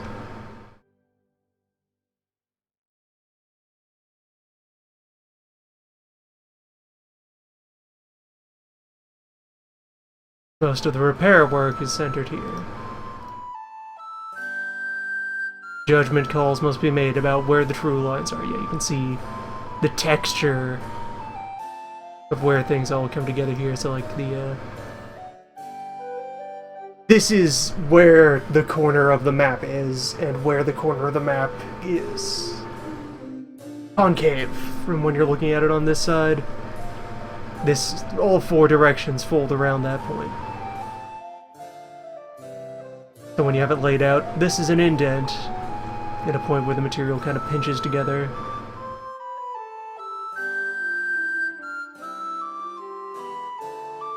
And also here you can see the clear signs that one pass of repair was attempted on this, where I have a bunch of names that have been written back onto the map after the fact for Primea Odessa bug. The Brudia. Some that were given emergency treatment, others that have been left in the haze.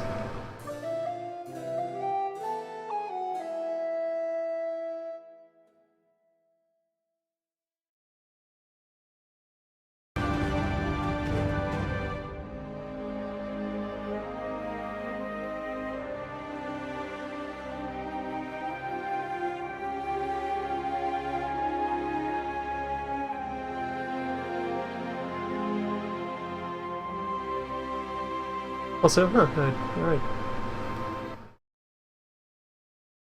Not aware of, alright, and you were... Right, it was being weird about tracking about within an individual song.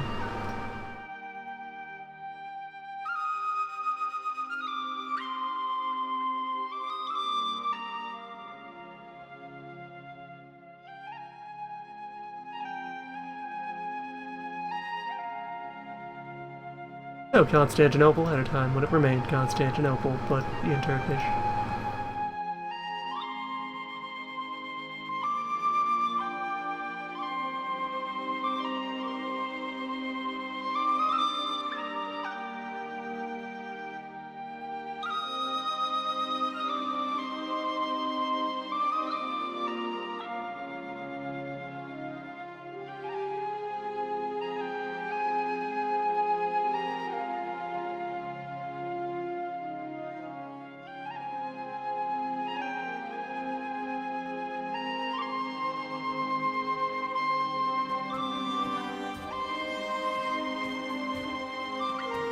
Yeah, Paradox soundtracks can feel that way.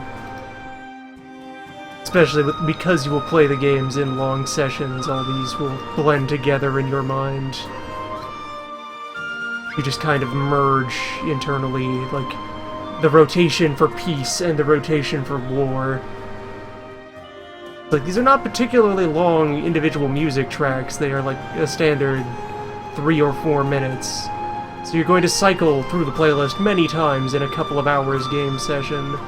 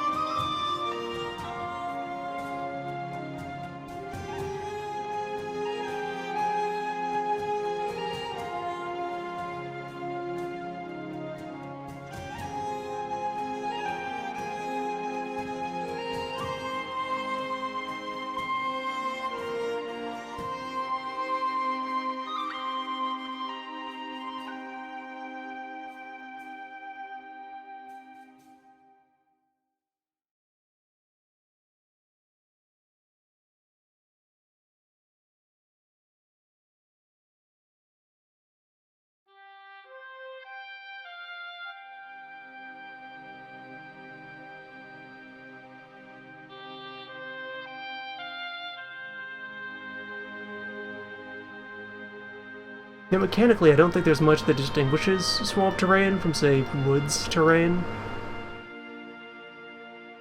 Only very slight differences.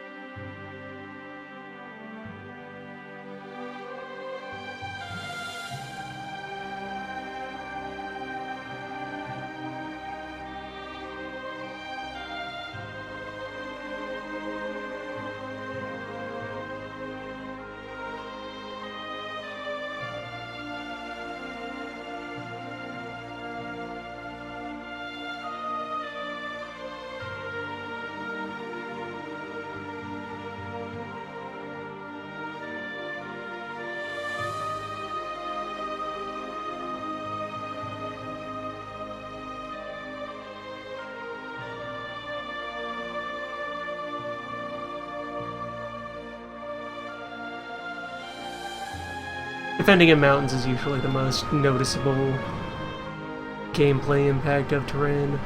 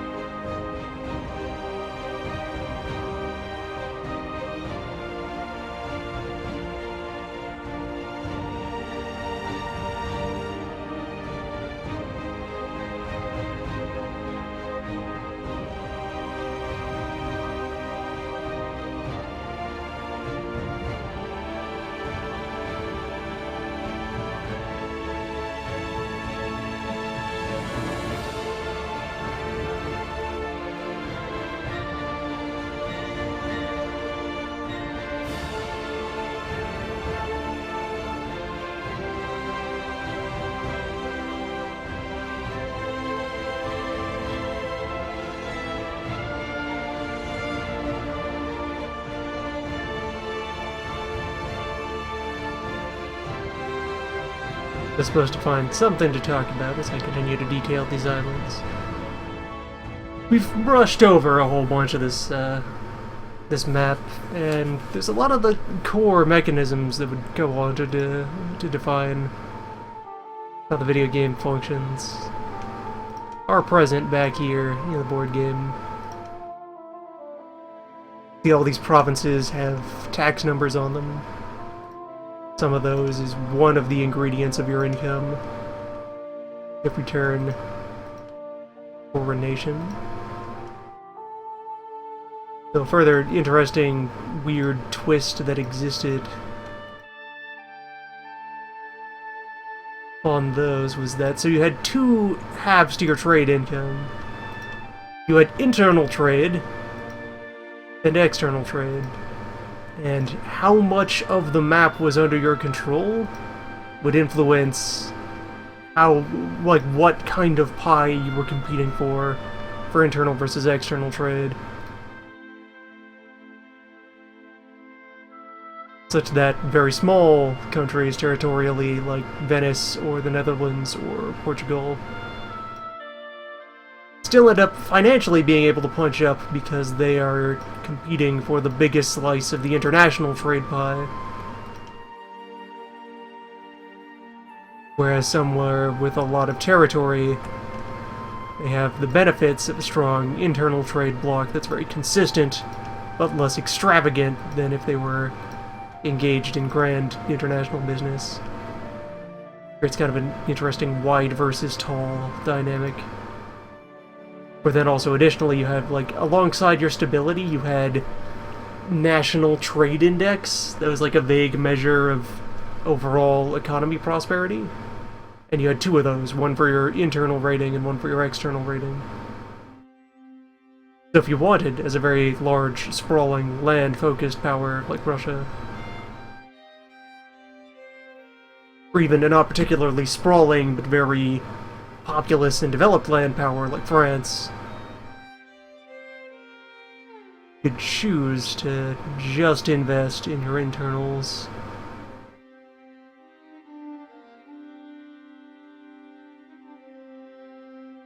And have a more reliable, but less ambitious income for that part of your setup.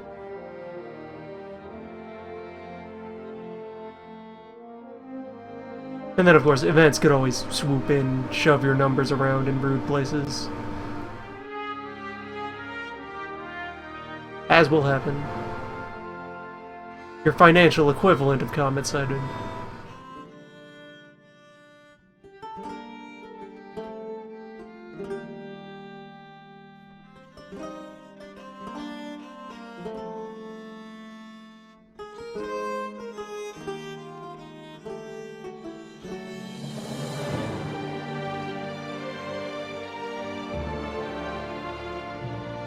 The trade index would also be capped by country and by era over the course of the campaign, so you'd like gradually have different powers awaken to their commercial potential.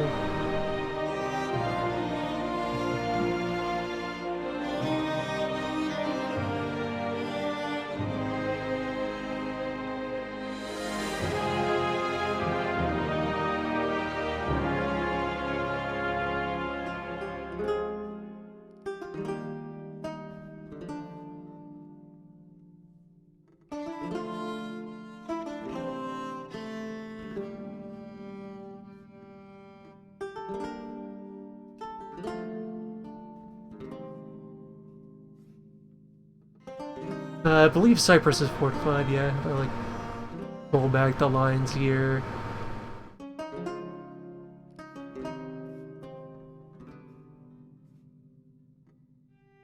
Pretty sure Cyprus is tough. I could go look at the main map to be sure.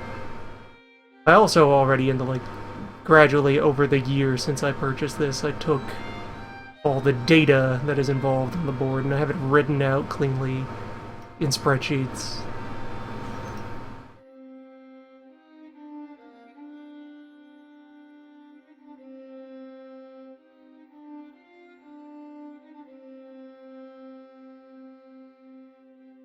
I could always consult the metrics.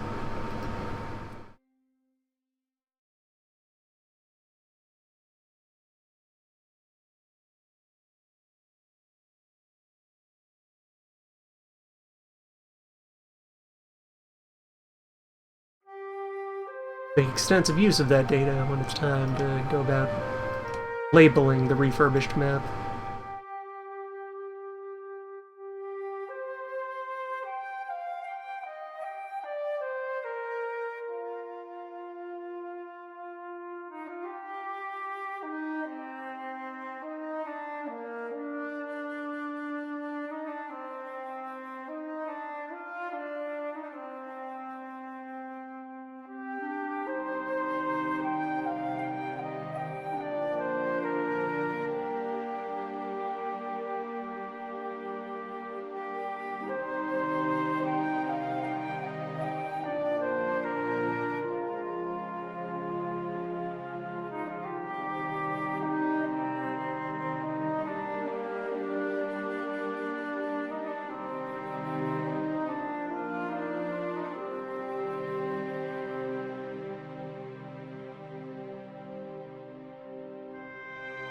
Yeah, reinforcements are pretty constrained in the board game as well.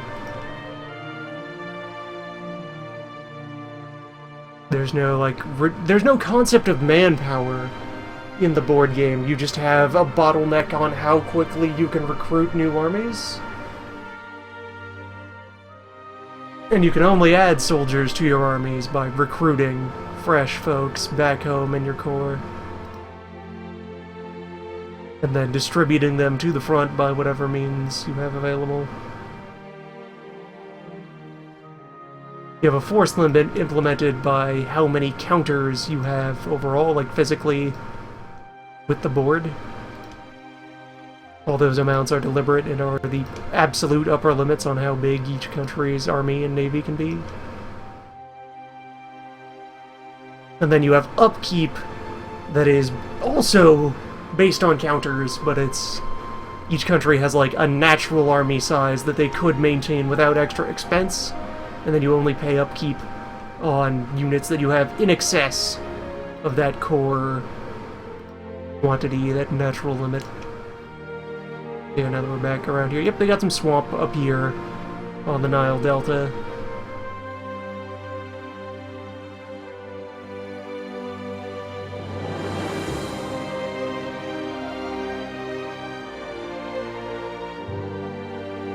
Mentioned earlier.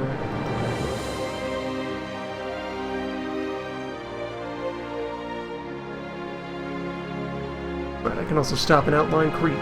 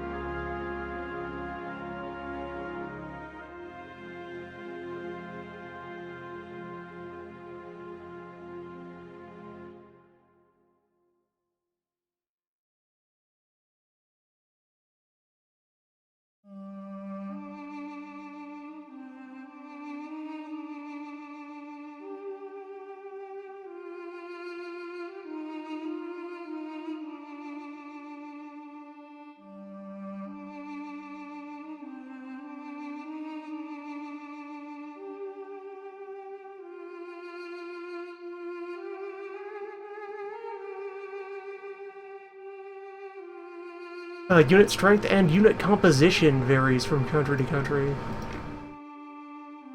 Several folks converge on similar standards, but the orders of battle are slightly different for each nation. Accordingly, the cost of the units is also different as well. I have those charted out somewhere.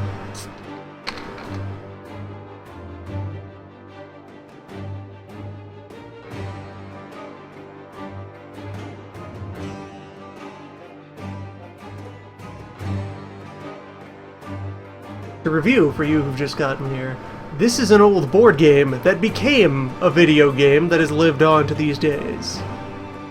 I am retouching scans of the copy of the board game that I possess in order to have a clean copy for digital play, and the foundations by which to construct a stronger physical copy.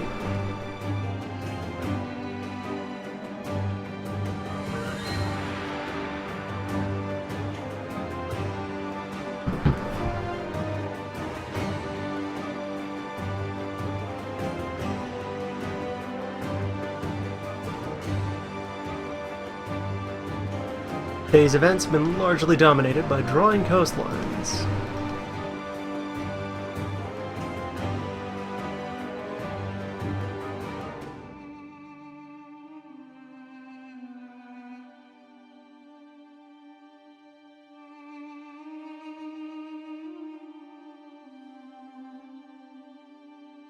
Because before moving on, we'll get the Gulf over here.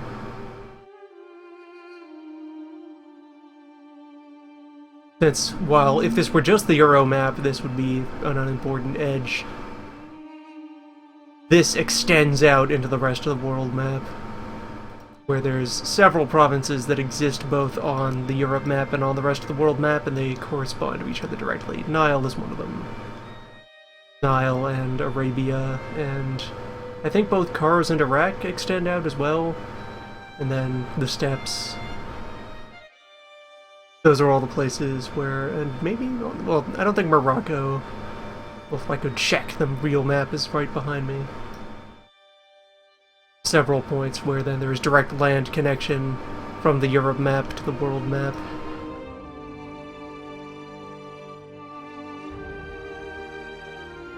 These are they.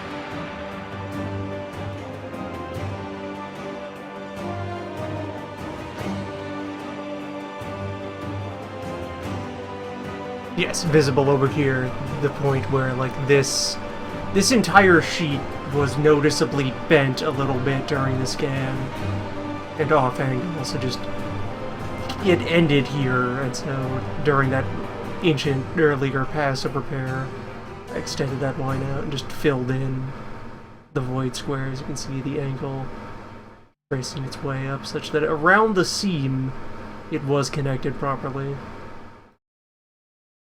And just elsewhere, very scrunched up.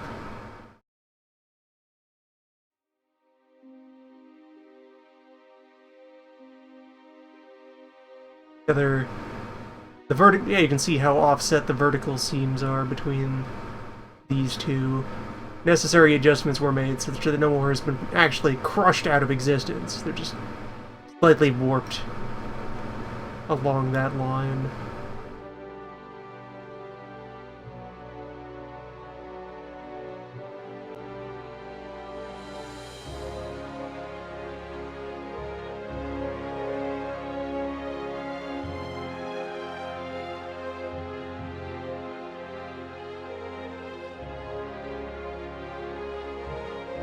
At the time, I did go looking around at local print shops to see if anyone had, like, a giant scanner for doing 8-page boards at a time, just sweeping them all into a machine. Such a device is basically non-existent in regular commercial use.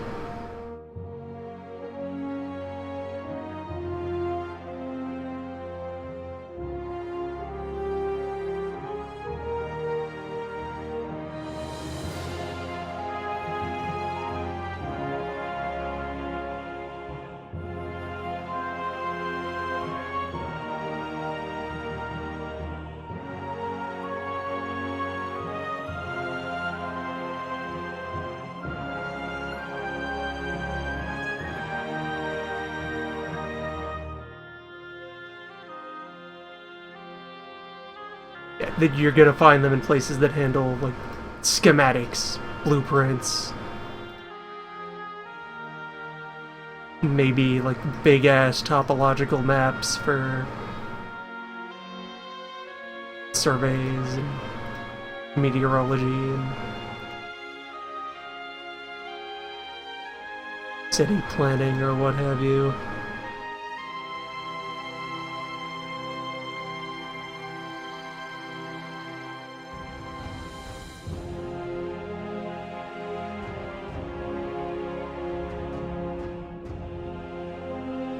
And the kind of thing that will become less common as more of those things finish migrating from physical media to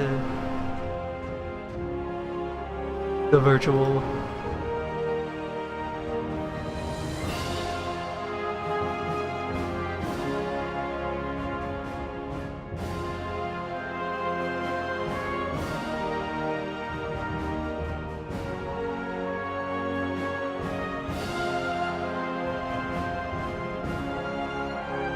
Could probably try to approximate such a scanner with just good photography. But I am not a good photographer. I do not have good photography equipment.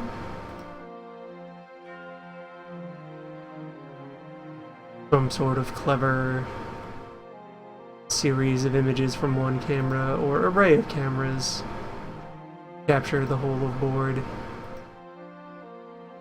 Which, as was hopefully conveyed by the antics at the start of the session, it's quite big.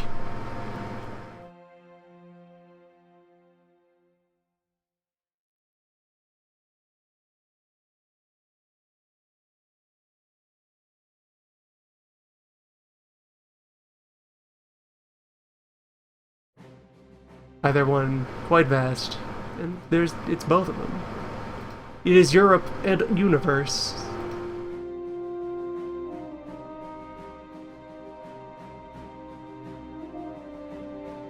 Quite an ask.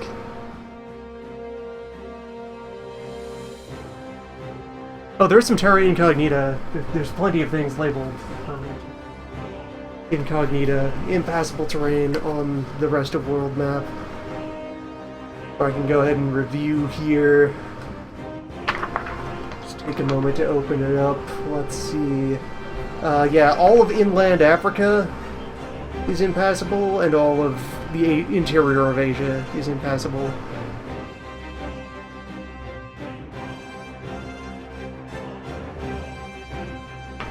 And I suppose you could say by default that Australia has been rendered permanent terra incognita by virtue of not occurring on the map.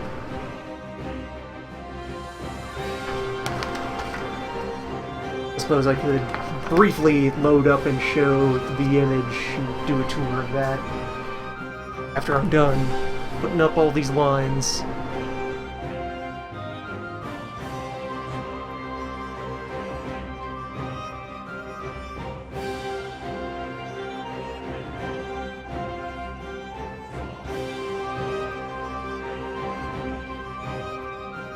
We're also like by Asian interior, that's like the Himalayas and the Taklamakan Desert.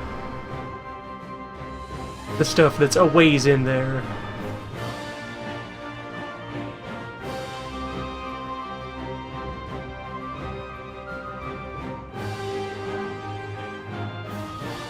Stuff that is not India or China or what would become Russia.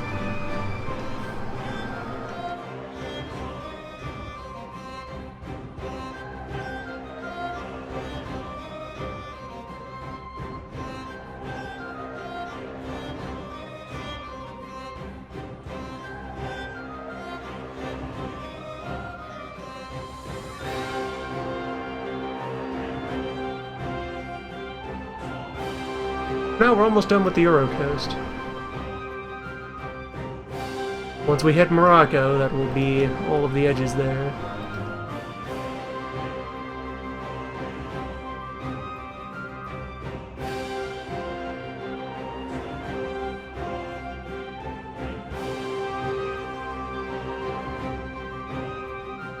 Let's see, I can look the map again.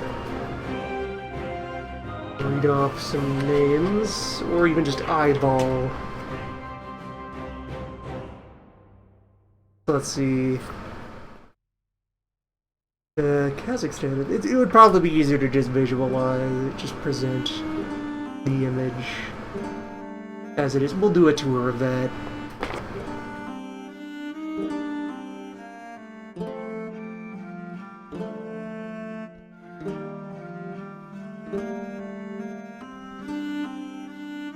Some of Central Asia is there, other bits are blotted out.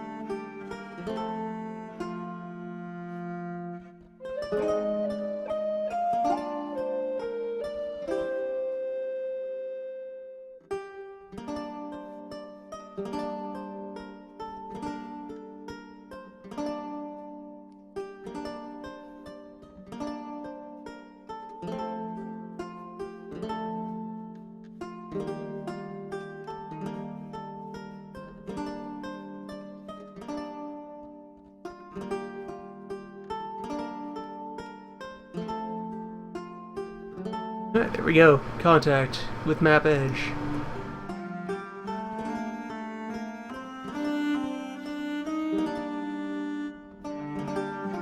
Europa Universalis. By Philippe Thibault. As Your Wish, 1993. Do a quick looking over. Back to 100 zoom.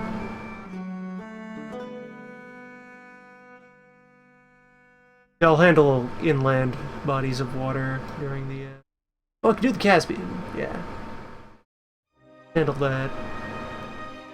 I'll do other inland bodies of water such as they are when I'm doing the internal borders.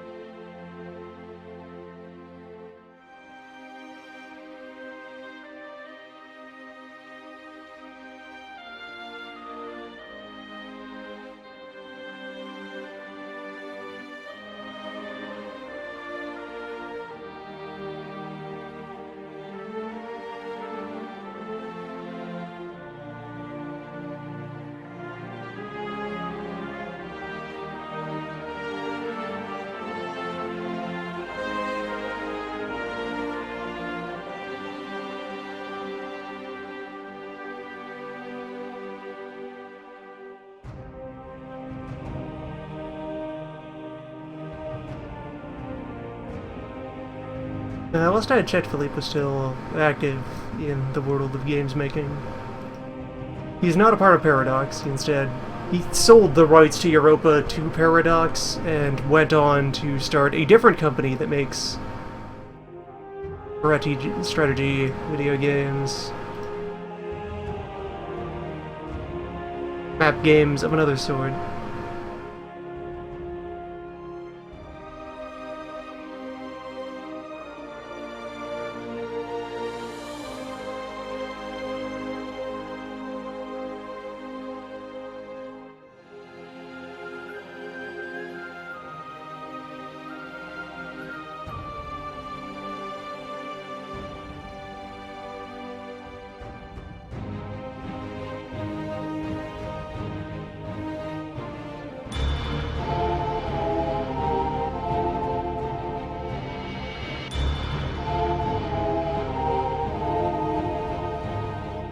A fresh light here for board games. Welcome. Enjoy your subscribe board.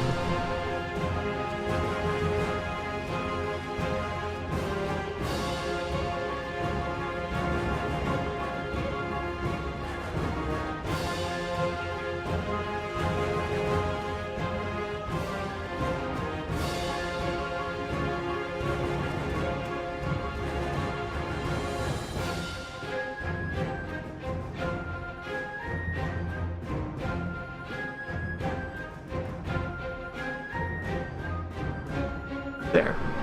Contact.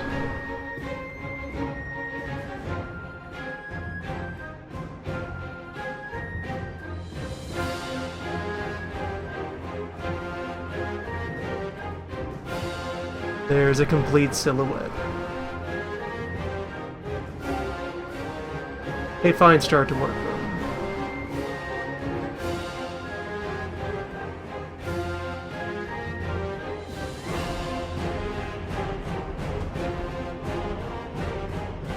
Let's see, get that written down.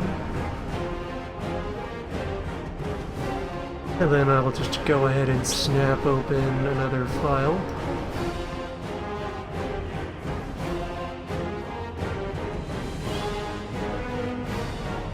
Yep, this is all layered separately.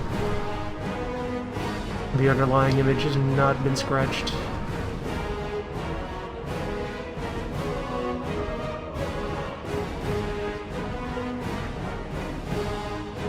Let's see, where's my rest of the world?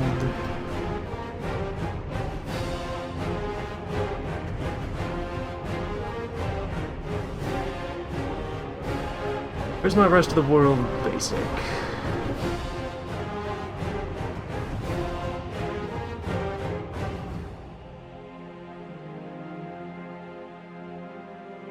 Keeping it somewhere.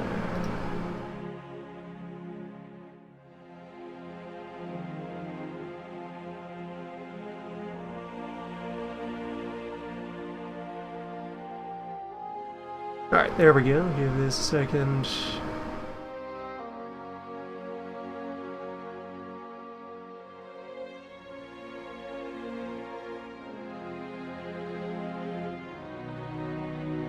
Oh, I'll have to flip the capture over since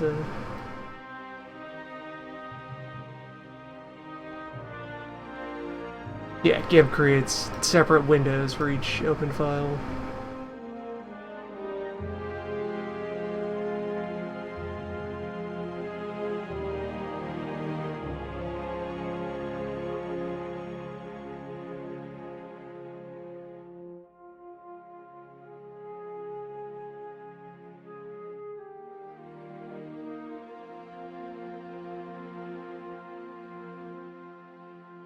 Don't be weird about this.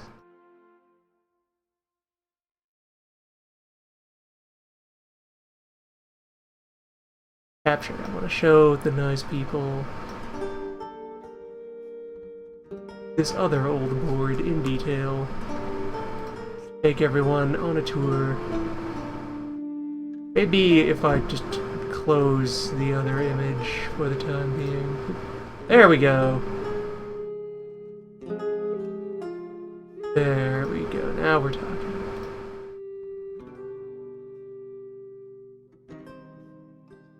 So here's the rest of the world. and it's played out, and you can see this time the vortex is on the other side of the map. A left-handed crumple zone.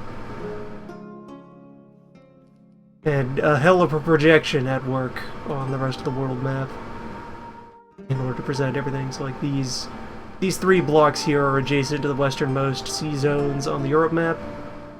There we go.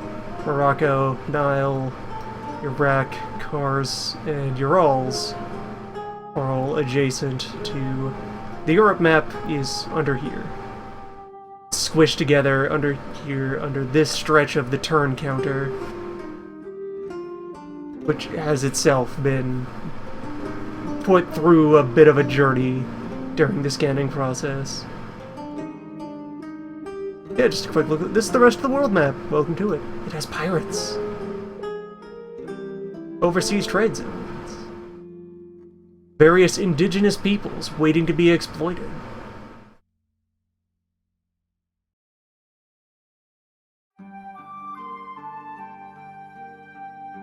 Yeah, the colony map is like divided into regions, of which has some level of background native population that can impose resistance on anyone trying to settle there.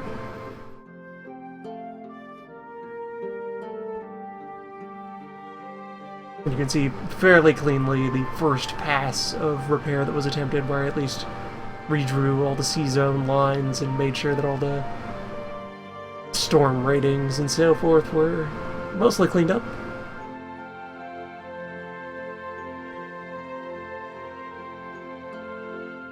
And so each of these zones has native population ratings given by the some of the numbers in there.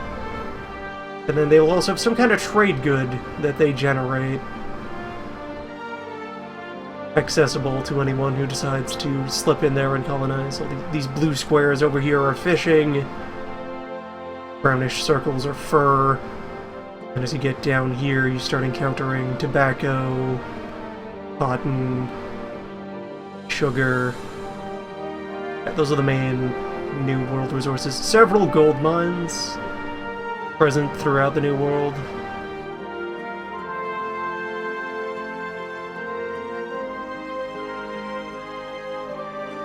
Also, yes, this part of America is America, not to be confused with Quebec, Grand Lac, Plains, Kansas, Texas, Sonora, Nevada, Big Nevada, and so forth. They're colonial regions. They're here to be vague, broad swaths.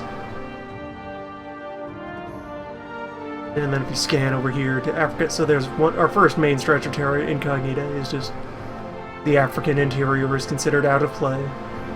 The whole of the Sahara and the Savannah and the jungle. And the black circles on each of these, there is slave trade as a mechanic in Europa Zero. And so anyone who settles in and creates permanent bases in Africa gains access to slaves, which, in their own interesting mechanical weirdness, slaves don't have direct value the way other trade goods do. Instead, slaves are used to activate some of the other trade goods that were largely harvested by plantation. So if you settle in to the Caribbean, say, and want to run a big sugar industry, you're not able to hit full productive capacity unless you are also importing amounts of slaves.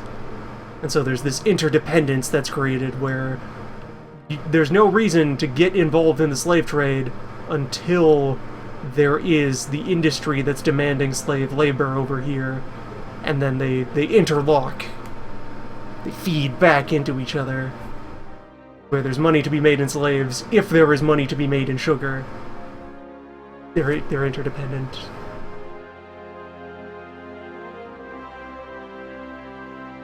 Yeah, the projection has to exaggerate the size of a bunch of these islands in order to make them visible and interact withable on the map.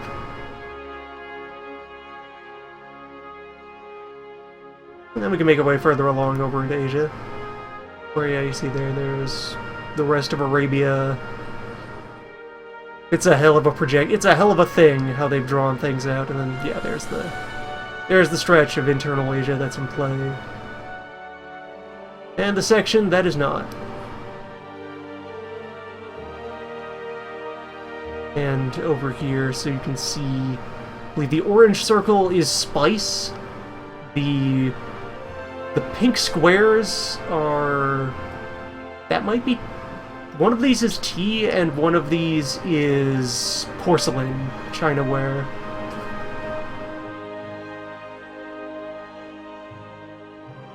So those are all available as you make your way out here. And you can also notice, so... I already mentioned a ways earlier that, like, minor nations within Europe have their own kinda half-existence that they engage in, where they're only active when they're being prodded by the player. A similar principle applies to all the other indigenous peoples and rest of the world notable empires that exist out here. But even more so, just because it's now we're out at the rest of the world, there's a greater degree of automation that applies to how native interaction occurs. And a part of that, I'm going to zoom in a little deeper on India here, you can see this heavily garbled icon that is supposed to be a picture of a local. And under them you can see this number 60, or this number 100 over here, or this number 150 up here. That is a representation of local population in the form of how many points of soldiers are going to show up to fight you if you piss off the local government. And while there are mechanics for, like, destroying the native population in the Americas, and eventually removing these huge pockets of resistance and, like, fully subjugating the land, by the way, like 300 points of potential army to come out of the Incas, or, yeah, also 300 from the Aztecs and so forth. These are quite big military forces that are difficult to overcome. So while it's possible to eventually permanently defeat native armies in the Americas, these other ones in the old world, these will stay around forever. They are always a threat that's waiting to emerge if you try to create permanent colonies out here, so it takes a lot of investment on the part of the player to, like, be sure to permanently either play things very lightly and avoid militarizing their colonies to reduce, like, risk of an incident, or if you're going all in, be sure to really, like, dig in and fortify and invest in a permanent military presence, because otherwise, if you really anger the Mughals, they will remove you. And we're, like, also furthermore, like, 3 or 4 rest of the world nations have a proper army token that they can slap down on the board and maneuver around. Where that's, like, the Mughals and China and Japan, and I think the Aztecs get a proper army as well, for while they're fighting against the Spaniards. Yeah, like, we can make our way east, you can see 150s and 200s. Where, like, at some of the more sparsely populated parts of the Americas, there's the occasional, like, 10 or 20 or 15. Siberia has I think you can suppress Siberian populations over time as Russia. Although even if not, Siberian population density is very low. Like, oh look, there's a 5, there's a 10, there's a 20. In the case of those, it's more a matter of Russia being able, because this is contiguous land territory, Russia eventually kind of integrating and subjugating and digesting those populations. And so also, meanwhile, out here, as we get to Korea with a C, and Manchuria, and oh look, there's Peking, there's the heart of China, there's a 600-point army that can spring up at any time to beat the shit out of anyone who thinks that they have a say over what happens in China. Also, this nice 699 local resistance rating. 2 of those 3 numbers are related to native anger and ferocity. One of them is tax value, or if you do manage to settle in a colony. But, like, yeah,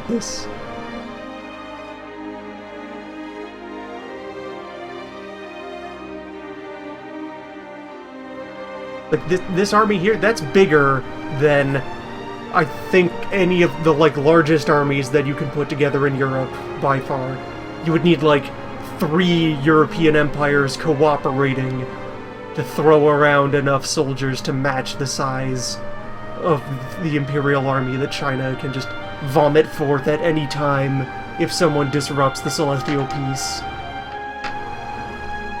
Like, while the mechanics are more Eurocentric than the video game on several fronts, on a couple of others they wrap around to being less so. Just because, like, there's no way to stop this. This is a permanent fixture. The game takes out of your hands any thought of, like, conquering China. That's just not going to happen. No one would be able to pull that off. Don't pretend. Don't be fooling, thinking you can just march in there from halfway around the world in the 1500s and tell any of these folks what to do. You do not have that many or that large a gun.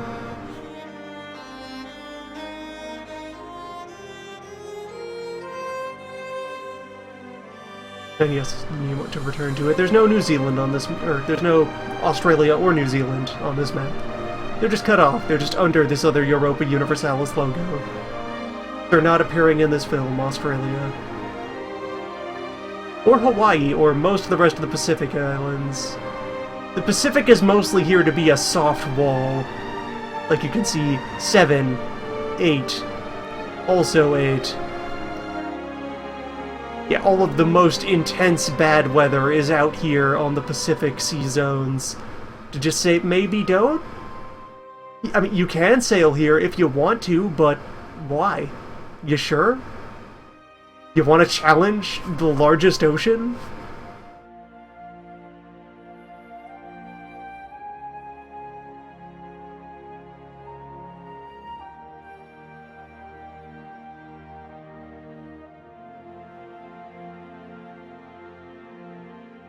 And then it's also interestingly, with the rest of the world map, a lot of it is actually taken up by game mechanics, rather than the map itself, which probably is in part further why the world map is so distorted on this.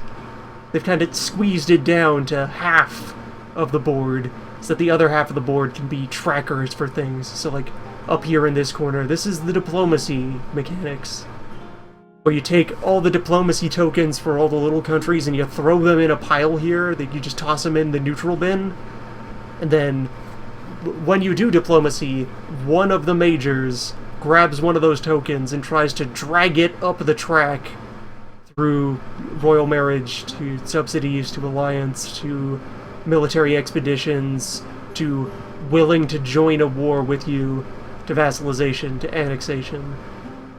And there's mechanics that define what each of these do. So you either do effort to drag a country up your track, or to try to drag a country back down someone else's track. Strengthen your influence on someone, or weaken foreign influence somewhere else. So there's this constant back and forth dueling, trying to drag things up and down the various paths.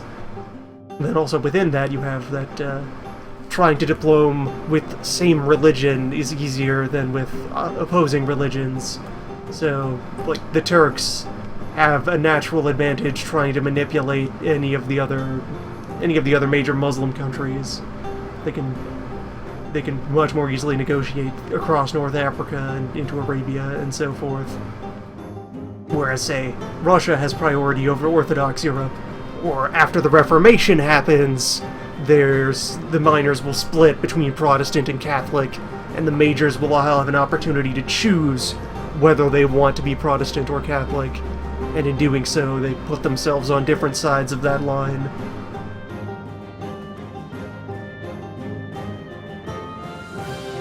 All the minors have a predetermined side they will take in the Reformation.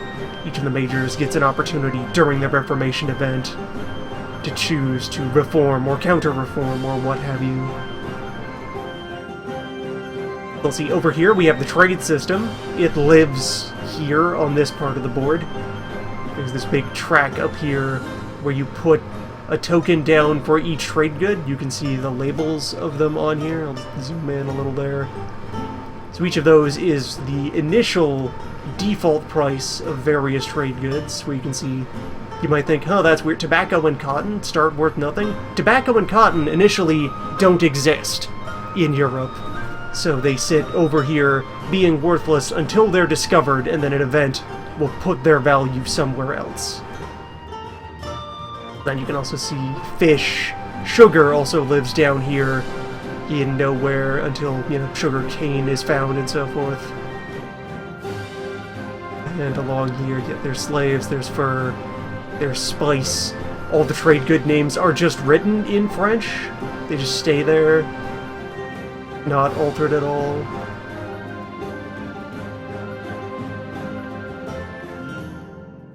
And yeah, spice and Chinaware, produits d'Orient. And so you have a token that's sitting up here that I believe there's two elements to this that are in play. Where, for one, so prices will drift up and down this tracker in response to how much of the stuff is being made. The names down here, I believe, indicate what the maximum value of each trade good is.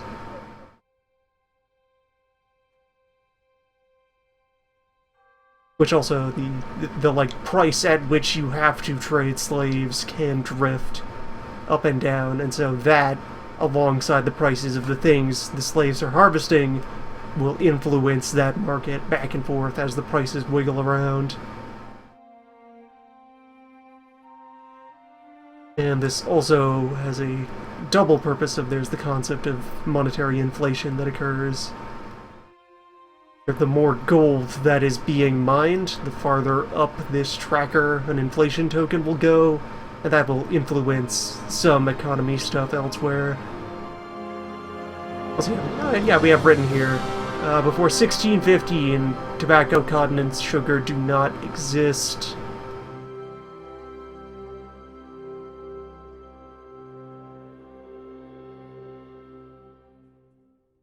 And there's... I don't recall what this line is for, this Progression de Casse. Something to do with, at various eras, there's times that some events will happen to the prices. Before 1700, cotton is not traded as well, as those unlock over time. Yeah, there we go. So this tracker under here, this one is for measuring how much of each thing is being made. You just add up how much was generated on a turn, slam a token into the appropriate square, and then the indicators above or below the square say how many times you roll to raise or lower the price. So you can see on the left side here, for very low amounts of production, you get 2 rolls to raise the price of this thing that is very scarce each turn. Whereas as you start to get closer to the middle, you have here 2 to raise, then 1 to lower. And then you enter roll for each direction as the price is in flux and can warble whichever way it feels like. And then as you get very, very high levels of production, you start to get more of a tendency to fall than to raise. And at 20 or more, the price will drop regardless. It'll just tank. There's too much of it. It's not scarce. It doesn't matter. Let's see, this bit down here is for the combat mechanics, where for each, like, big gameplay turn, there's a fight phase of the turn where up to 11 rounds of military combat will occur. The exact amount of it varies. There's, like, you roll to see if the campaign season is over. There's just probability as to how much good fighting people will be able to get done this year due to weather and what have you. And then down here, turn counter. Here are the turns of the game as they exist. Here they be. Each of them spans a number of years. Every certain number of turns you move from one era of the game to the next, and there's mechanics pinned to those. And you can see these letters here The L, O, M, and C, those are for the technology system. Those are, on each of those turns, Latin, Orthodox, Middle Eastern, or China representing rest of the world.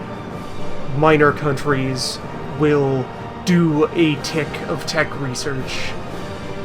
Where you can see then as well, there's many more L's than there are the other letters. But a part of how the technology system itself worked in the board game, there's some rubber banding built into it. There's some remarkable, like, organic catch-up mechanics that exist, such that having a lot of tech increments helps you keep at the front of the pack, but only a few are necessary in order to keep up from the back. You can see then played out here that Europe kind of claws its way ahead pretty steadily. Where it's like the tech groups from the video game, as will occur later. You got your West Europe, then your East Europe, then your Middle East, then your everyone else.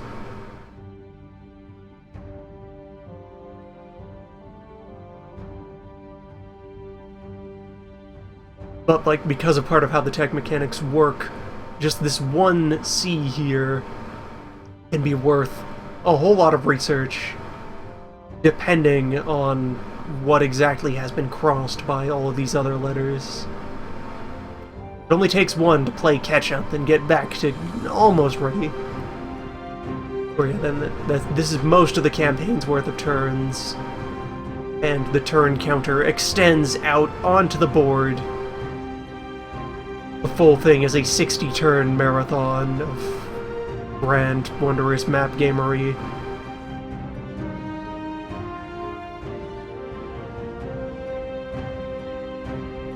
Ease the zoom back a little bit. Then let's see, there's the stability bar. That old classic standby of the franchise. The ±3 scale, where here in the board game, +1 and +2 are your neutral stability, where everything is fine. +3 contains a tiny bit of a benefit, but also a bunch of side benefits elsewhere. There's a bunch of die rolls that check your stability, but on its own, it's just 10% more cash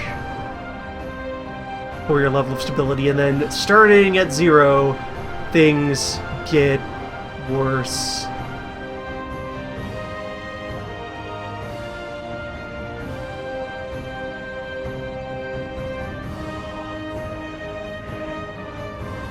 Be stable.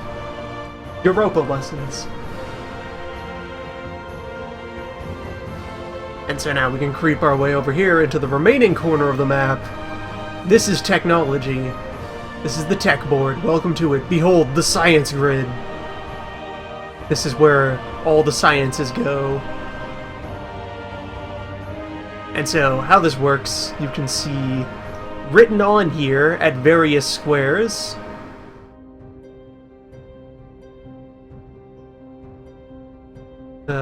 Let's add the text there. I'll grab the map and see exactly what that says on those negative stability boxes. That is +1 survie, which I think that has to do with chance that your leader will die each turn, like your king spontaneously dropping dead. Have to go check the rest of the rules to be sure.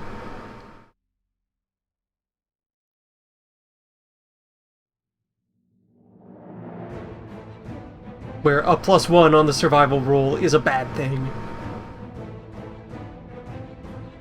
Higher number is not good. You wouldn't think it, but more survive is bad. So anyway, over here on the tech grid, you can see on some of these squares are written words. Words in orange and words in blue. Those are land warfare tech and naval warfare tech. We're way down here at the bottom. Medieval and Carrick are the baseline start of the game science levels. down here in Square 1. And at the start of the game, various markers representing the major countries and the average tech levels of the minor countries will be sitting in squares on this grid. Like the start positions are along like the first 7 squares or so things are spread. And then when you do research, you make an attempt to push yourself up this grid. You'll like roll some dice and do some modifiers, and then maybe move up to 3 squares forward with your land tech marker or your navy tech marker. And when your marker passes one of these boxes, you get that new technology. Like here we have Renaissance military technology. Or let's see, yeah, there's the arquebus over there, galleons. Although also furthermore, you can see written on starting on this one, there is an earliest year at which this unlocks. So if you drag your tech marker all the way up to box 17 before 1530, you're stuck here. You cannot advance further until that time passes, and you can then actually advance into the square and get whatever that box says. Let me check. The Tercios, right, that's not even part of the standard tech track. That's a special modifier that the Spanish get on the side, and that's locked until 1530. And there are some other boxes that are, okay, they don't have their dates written on them, but those dates do exist in the mechanics. These serve as caps on your historical tech ratings until certain times open. So like, yeah, majors spend cash to roll dice to try to advance up this chart as quickly as possible.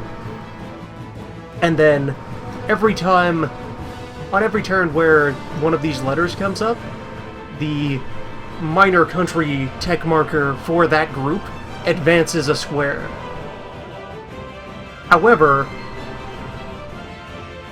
when you advance a square, if you are at the back and get a chance to advance a square, instead of just advancing 1, you advance all the way up to just behind the next best person.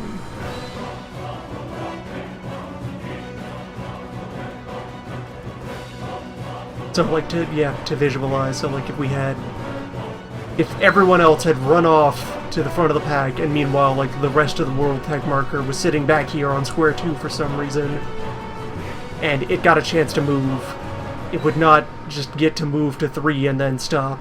It would get to skip all of the empty space that represented just kind of Red Queen's race arms shenanigans, and then suppose, I don't know, let's just say Portugal was in last for land tech at the moment. They were sitting over here at box 14.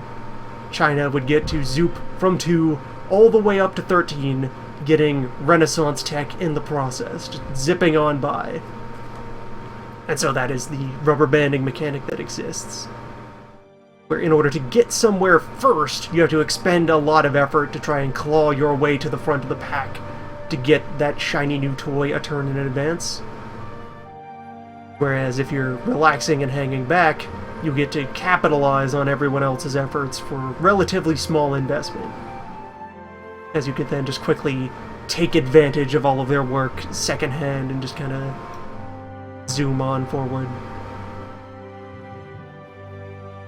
And so the result of this process is that while there is a hierarchy between the tech groups, they're usually at most 1 tier of equipment apart from each other, and that results in relatively subtle differences in mechanical power. Especially since then, to remind, the major rest of the world armies that you'd be fighting against are the 600 men here, and the 300 over here, and so forth. And those guys, those rather sizable concentrations of forces, being slightly less deadly per capita, is not as big of a constraint as you might think.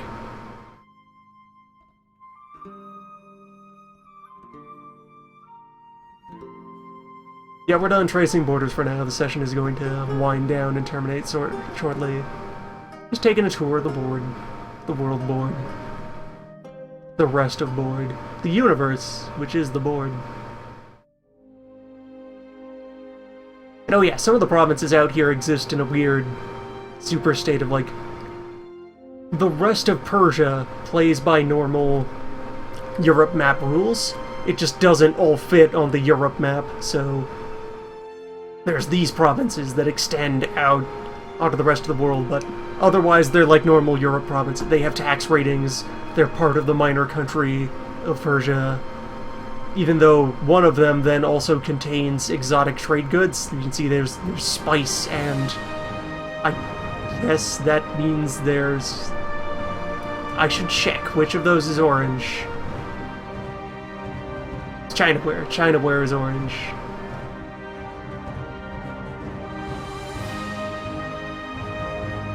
Yeah. Yeah, that's it. That's the stuff. Yeah, there's spices and porcelain over here. In fair amount. In an otherwise ordinary province. Whereas in other circumstances, the fancy trade goods only happen in colonial territory.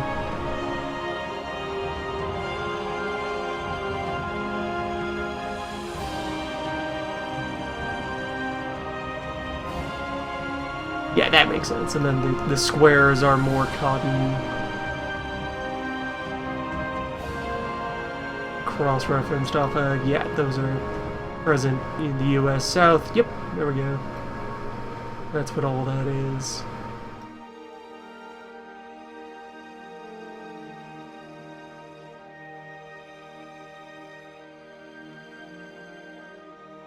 And so, like, the core way that most of this territory gets interacted with for European players is that you spend effort to throw down a colony pog on one of these territories, and then the colony is able to exploit the local resources and send home the big cash dollars to the homeland.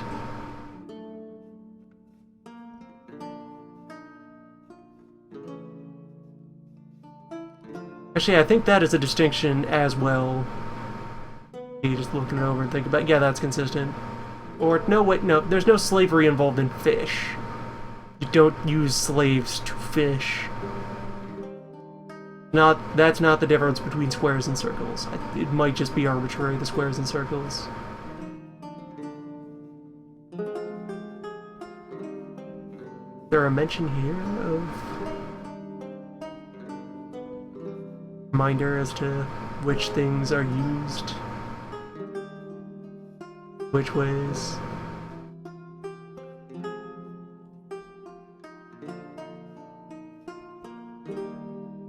Could just check the book, it's right behind me. Rules inside my house.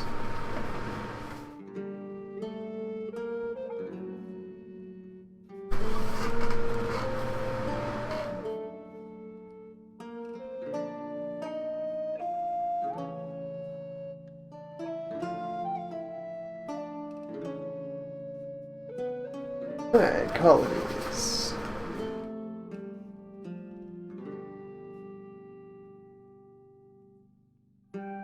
Ah, there's also on the rest of the world, there's pirate ratings attached to each trade zone, where there's like privateers that you can commission as empires that, you know, will belong to you, and you can have them proactively try to pillage enemy trade goods, enemy merchant fleets in order to steal cash and contest control of trade points and so forth. Out here in the rest of the world, there's wild, free-roaming piracy that's loyal to no one, representing some mix of, you know, boat organized crime and local rebels and what have you that are present about the world in varying intensities.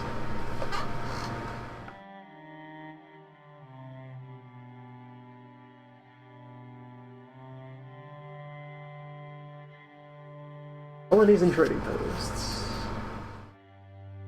Yeah, that's how to make them, that's how to... Alright, exotic resources, see section 35.2.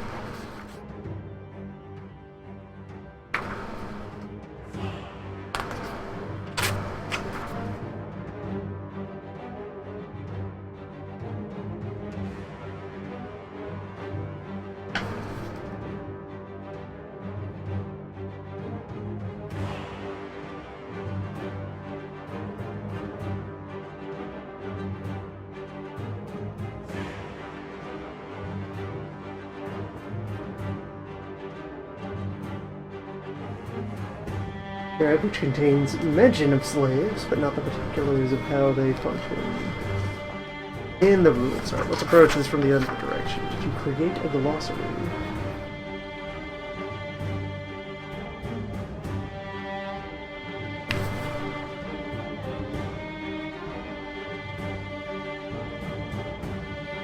Alright. Okay, here we go. Found it. In another section. To exploit sugar, cotton, and or tobacco in America, a player has to possess slaves. Otherwise, those above resources in that continent are unexploitable.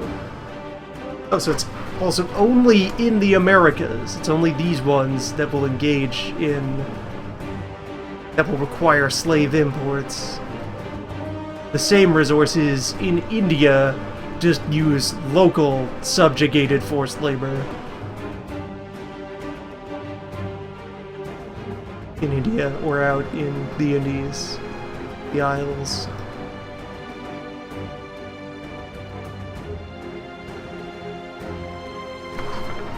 Sensible.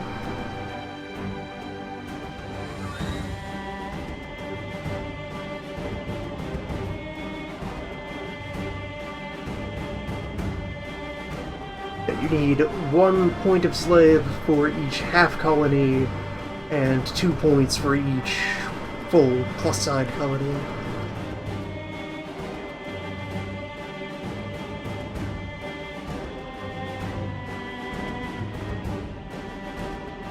And also, furthermore on the side, there's always 5 points available for sale from just independent,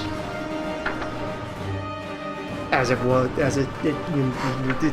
a poor choice of word to have alongside the freewheeling slave traders, the miscellanea, the entrepreneurial slave trade, your locally sourced artisanal slaves, rather than the ones seized by imperial effort, the ones that aren't licensed to one of the recognized sources of imperial oppression.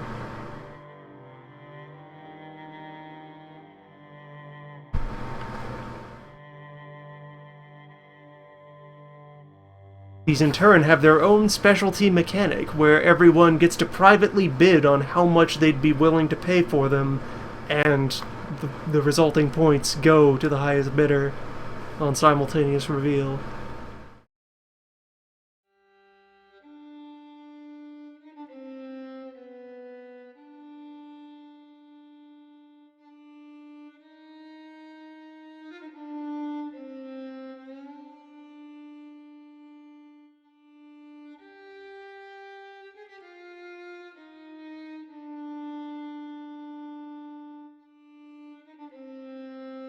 Okay, fisheries do have they have an alternate rule for how they behave versus other goods. They're just not slave related. Where you can, so everywhere else, you can access 1 point of resource per point of colony that you've managed to set up in the area. With fish, you can get 2 for 1. You don't need as many people to get at all of these fish.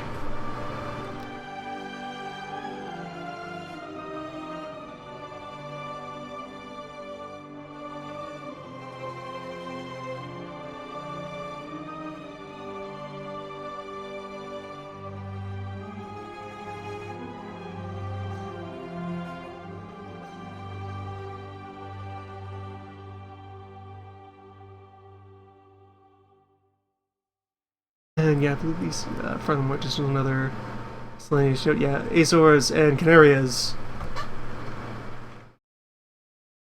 Those are normal territory of Portugal and Spain, respectively, that also was just out here on the rest of the world map.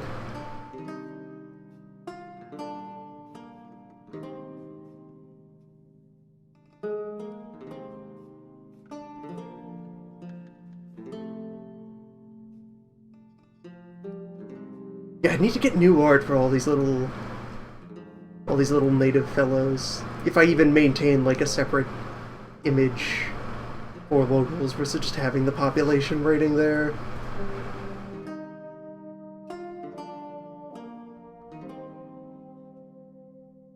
These all look pretty bad even on their original in their original forms on the map, and then also with the additional layer of, oh my, that's sure a graphic design decision made by a continental European 25 years ago, huh?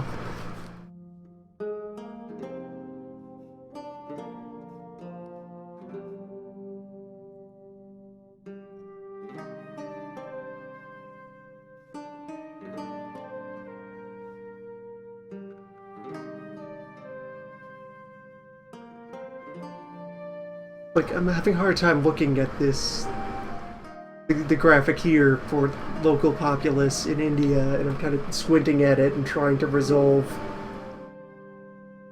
exactly which parts of it are person or clothing or anything. It's hard to resolve from this mass. India, home to hundreds of thousands of Cthulhu.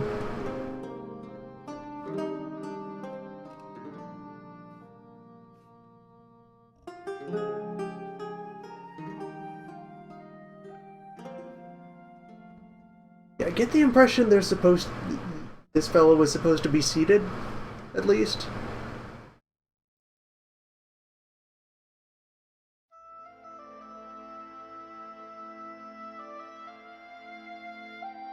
But, like, which of the... Let me... Enhance. Dive in there. Like, so, like, is this a face? Then he's just, like, doing some kind of hand gesture.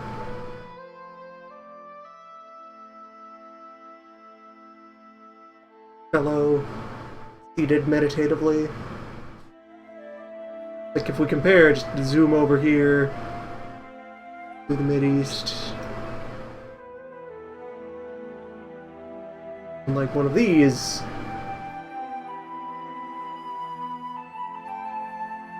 These are, well, like, the zooming in to this intensity does it less credit. But zoom out here, like, this is clearly just... This is a dude in a robe standing around. Has a more colorful, like, headscarf portion of the robe, the hood. But, like, yeah, that's an Arabian. Then for the entirety of Africa, you have, yeah, very unfortunate. Just across the entire continent. Grass skirts and spears. Yep, that's everybody.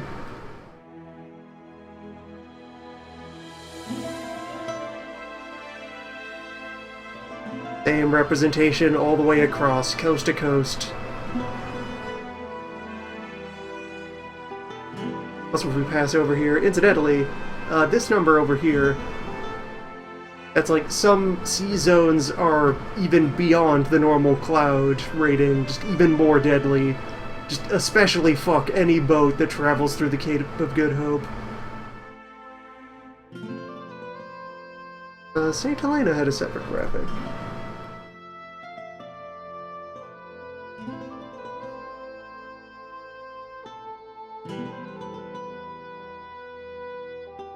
For whatever reason, they went with, like, that's...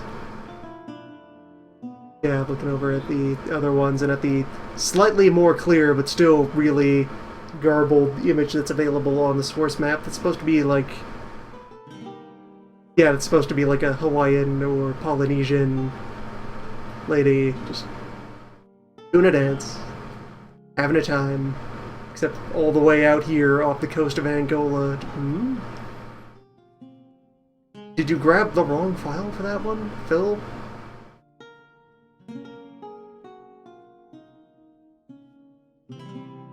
Cape Horn is another especially rude zone. Weather rating 8 and +2 further anchor. So let's see, South America.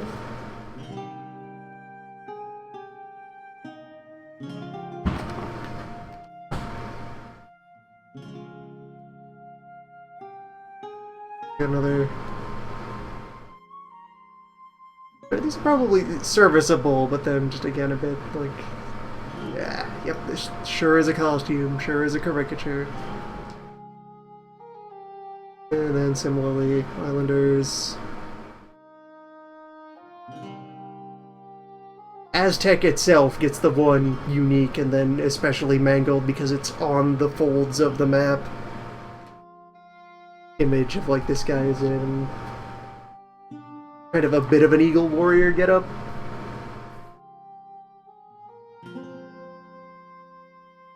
And yeah, get through into the north.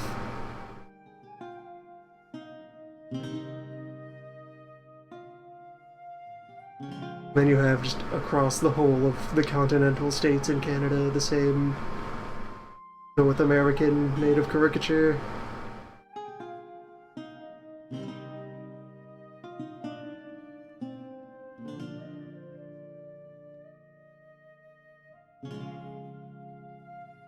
There's at least two different South American... Well, there's one rest of South America image and then a unique one for the Inca.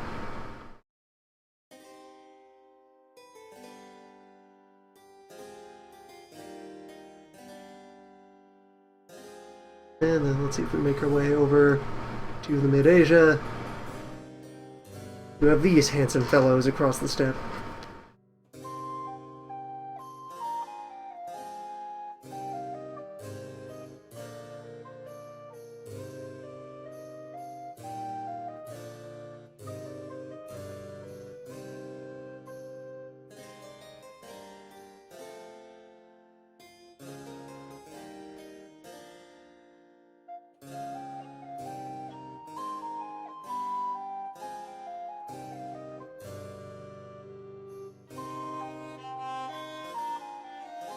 And then we review... We look at China again, and upon squinting at all of this, I think the... Oh, by the way, also, there's 600 points of dudes in Kyoto as well.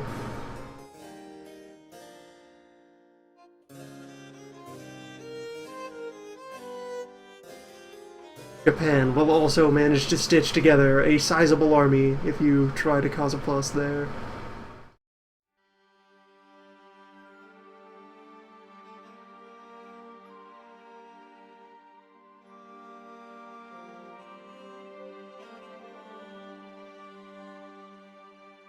Where I think, working with the image I have available there off of the map, kinda gave everybody kinda samurai armor.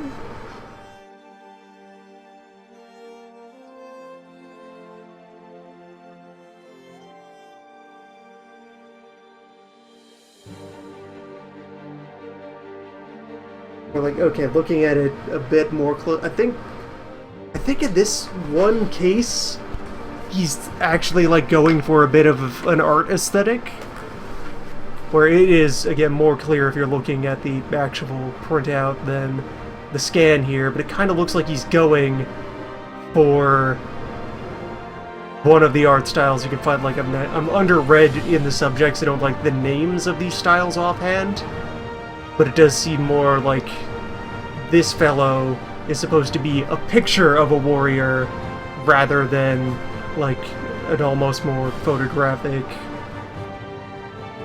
kind of representation. Like, this looks like a guy you'd see on a vase or a mural or in an old novel.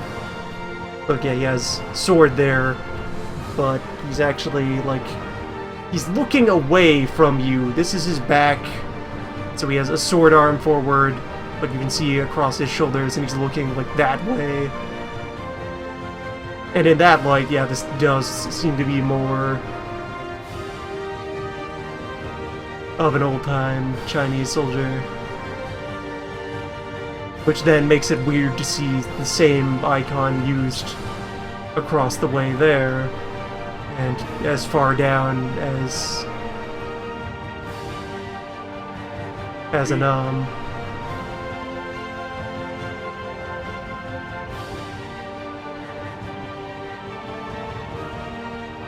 Yeah, that's either a pointy hat or he just has styled hair.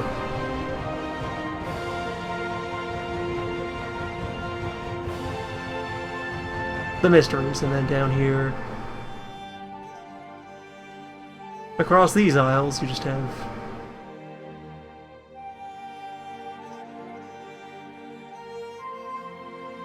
More skirts and sweepers.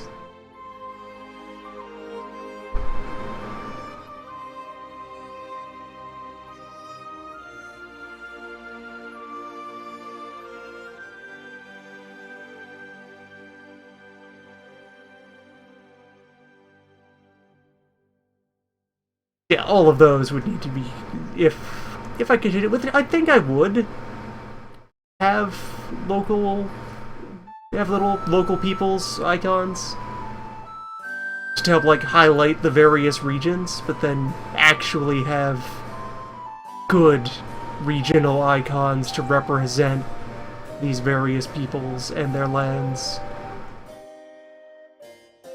Get everyone else brought up to at least this tier. That's a good looking icon.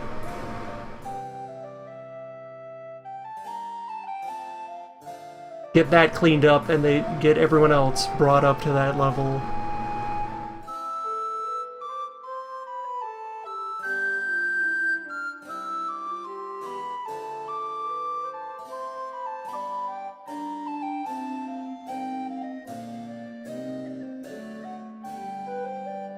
Hold on. Oh, I do not want to be 16 times magnification. I want to be back here to just take another broad, sweeping look at more work to do.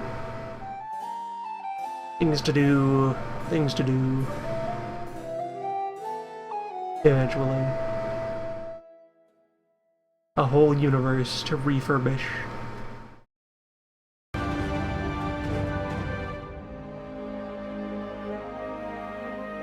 Europa.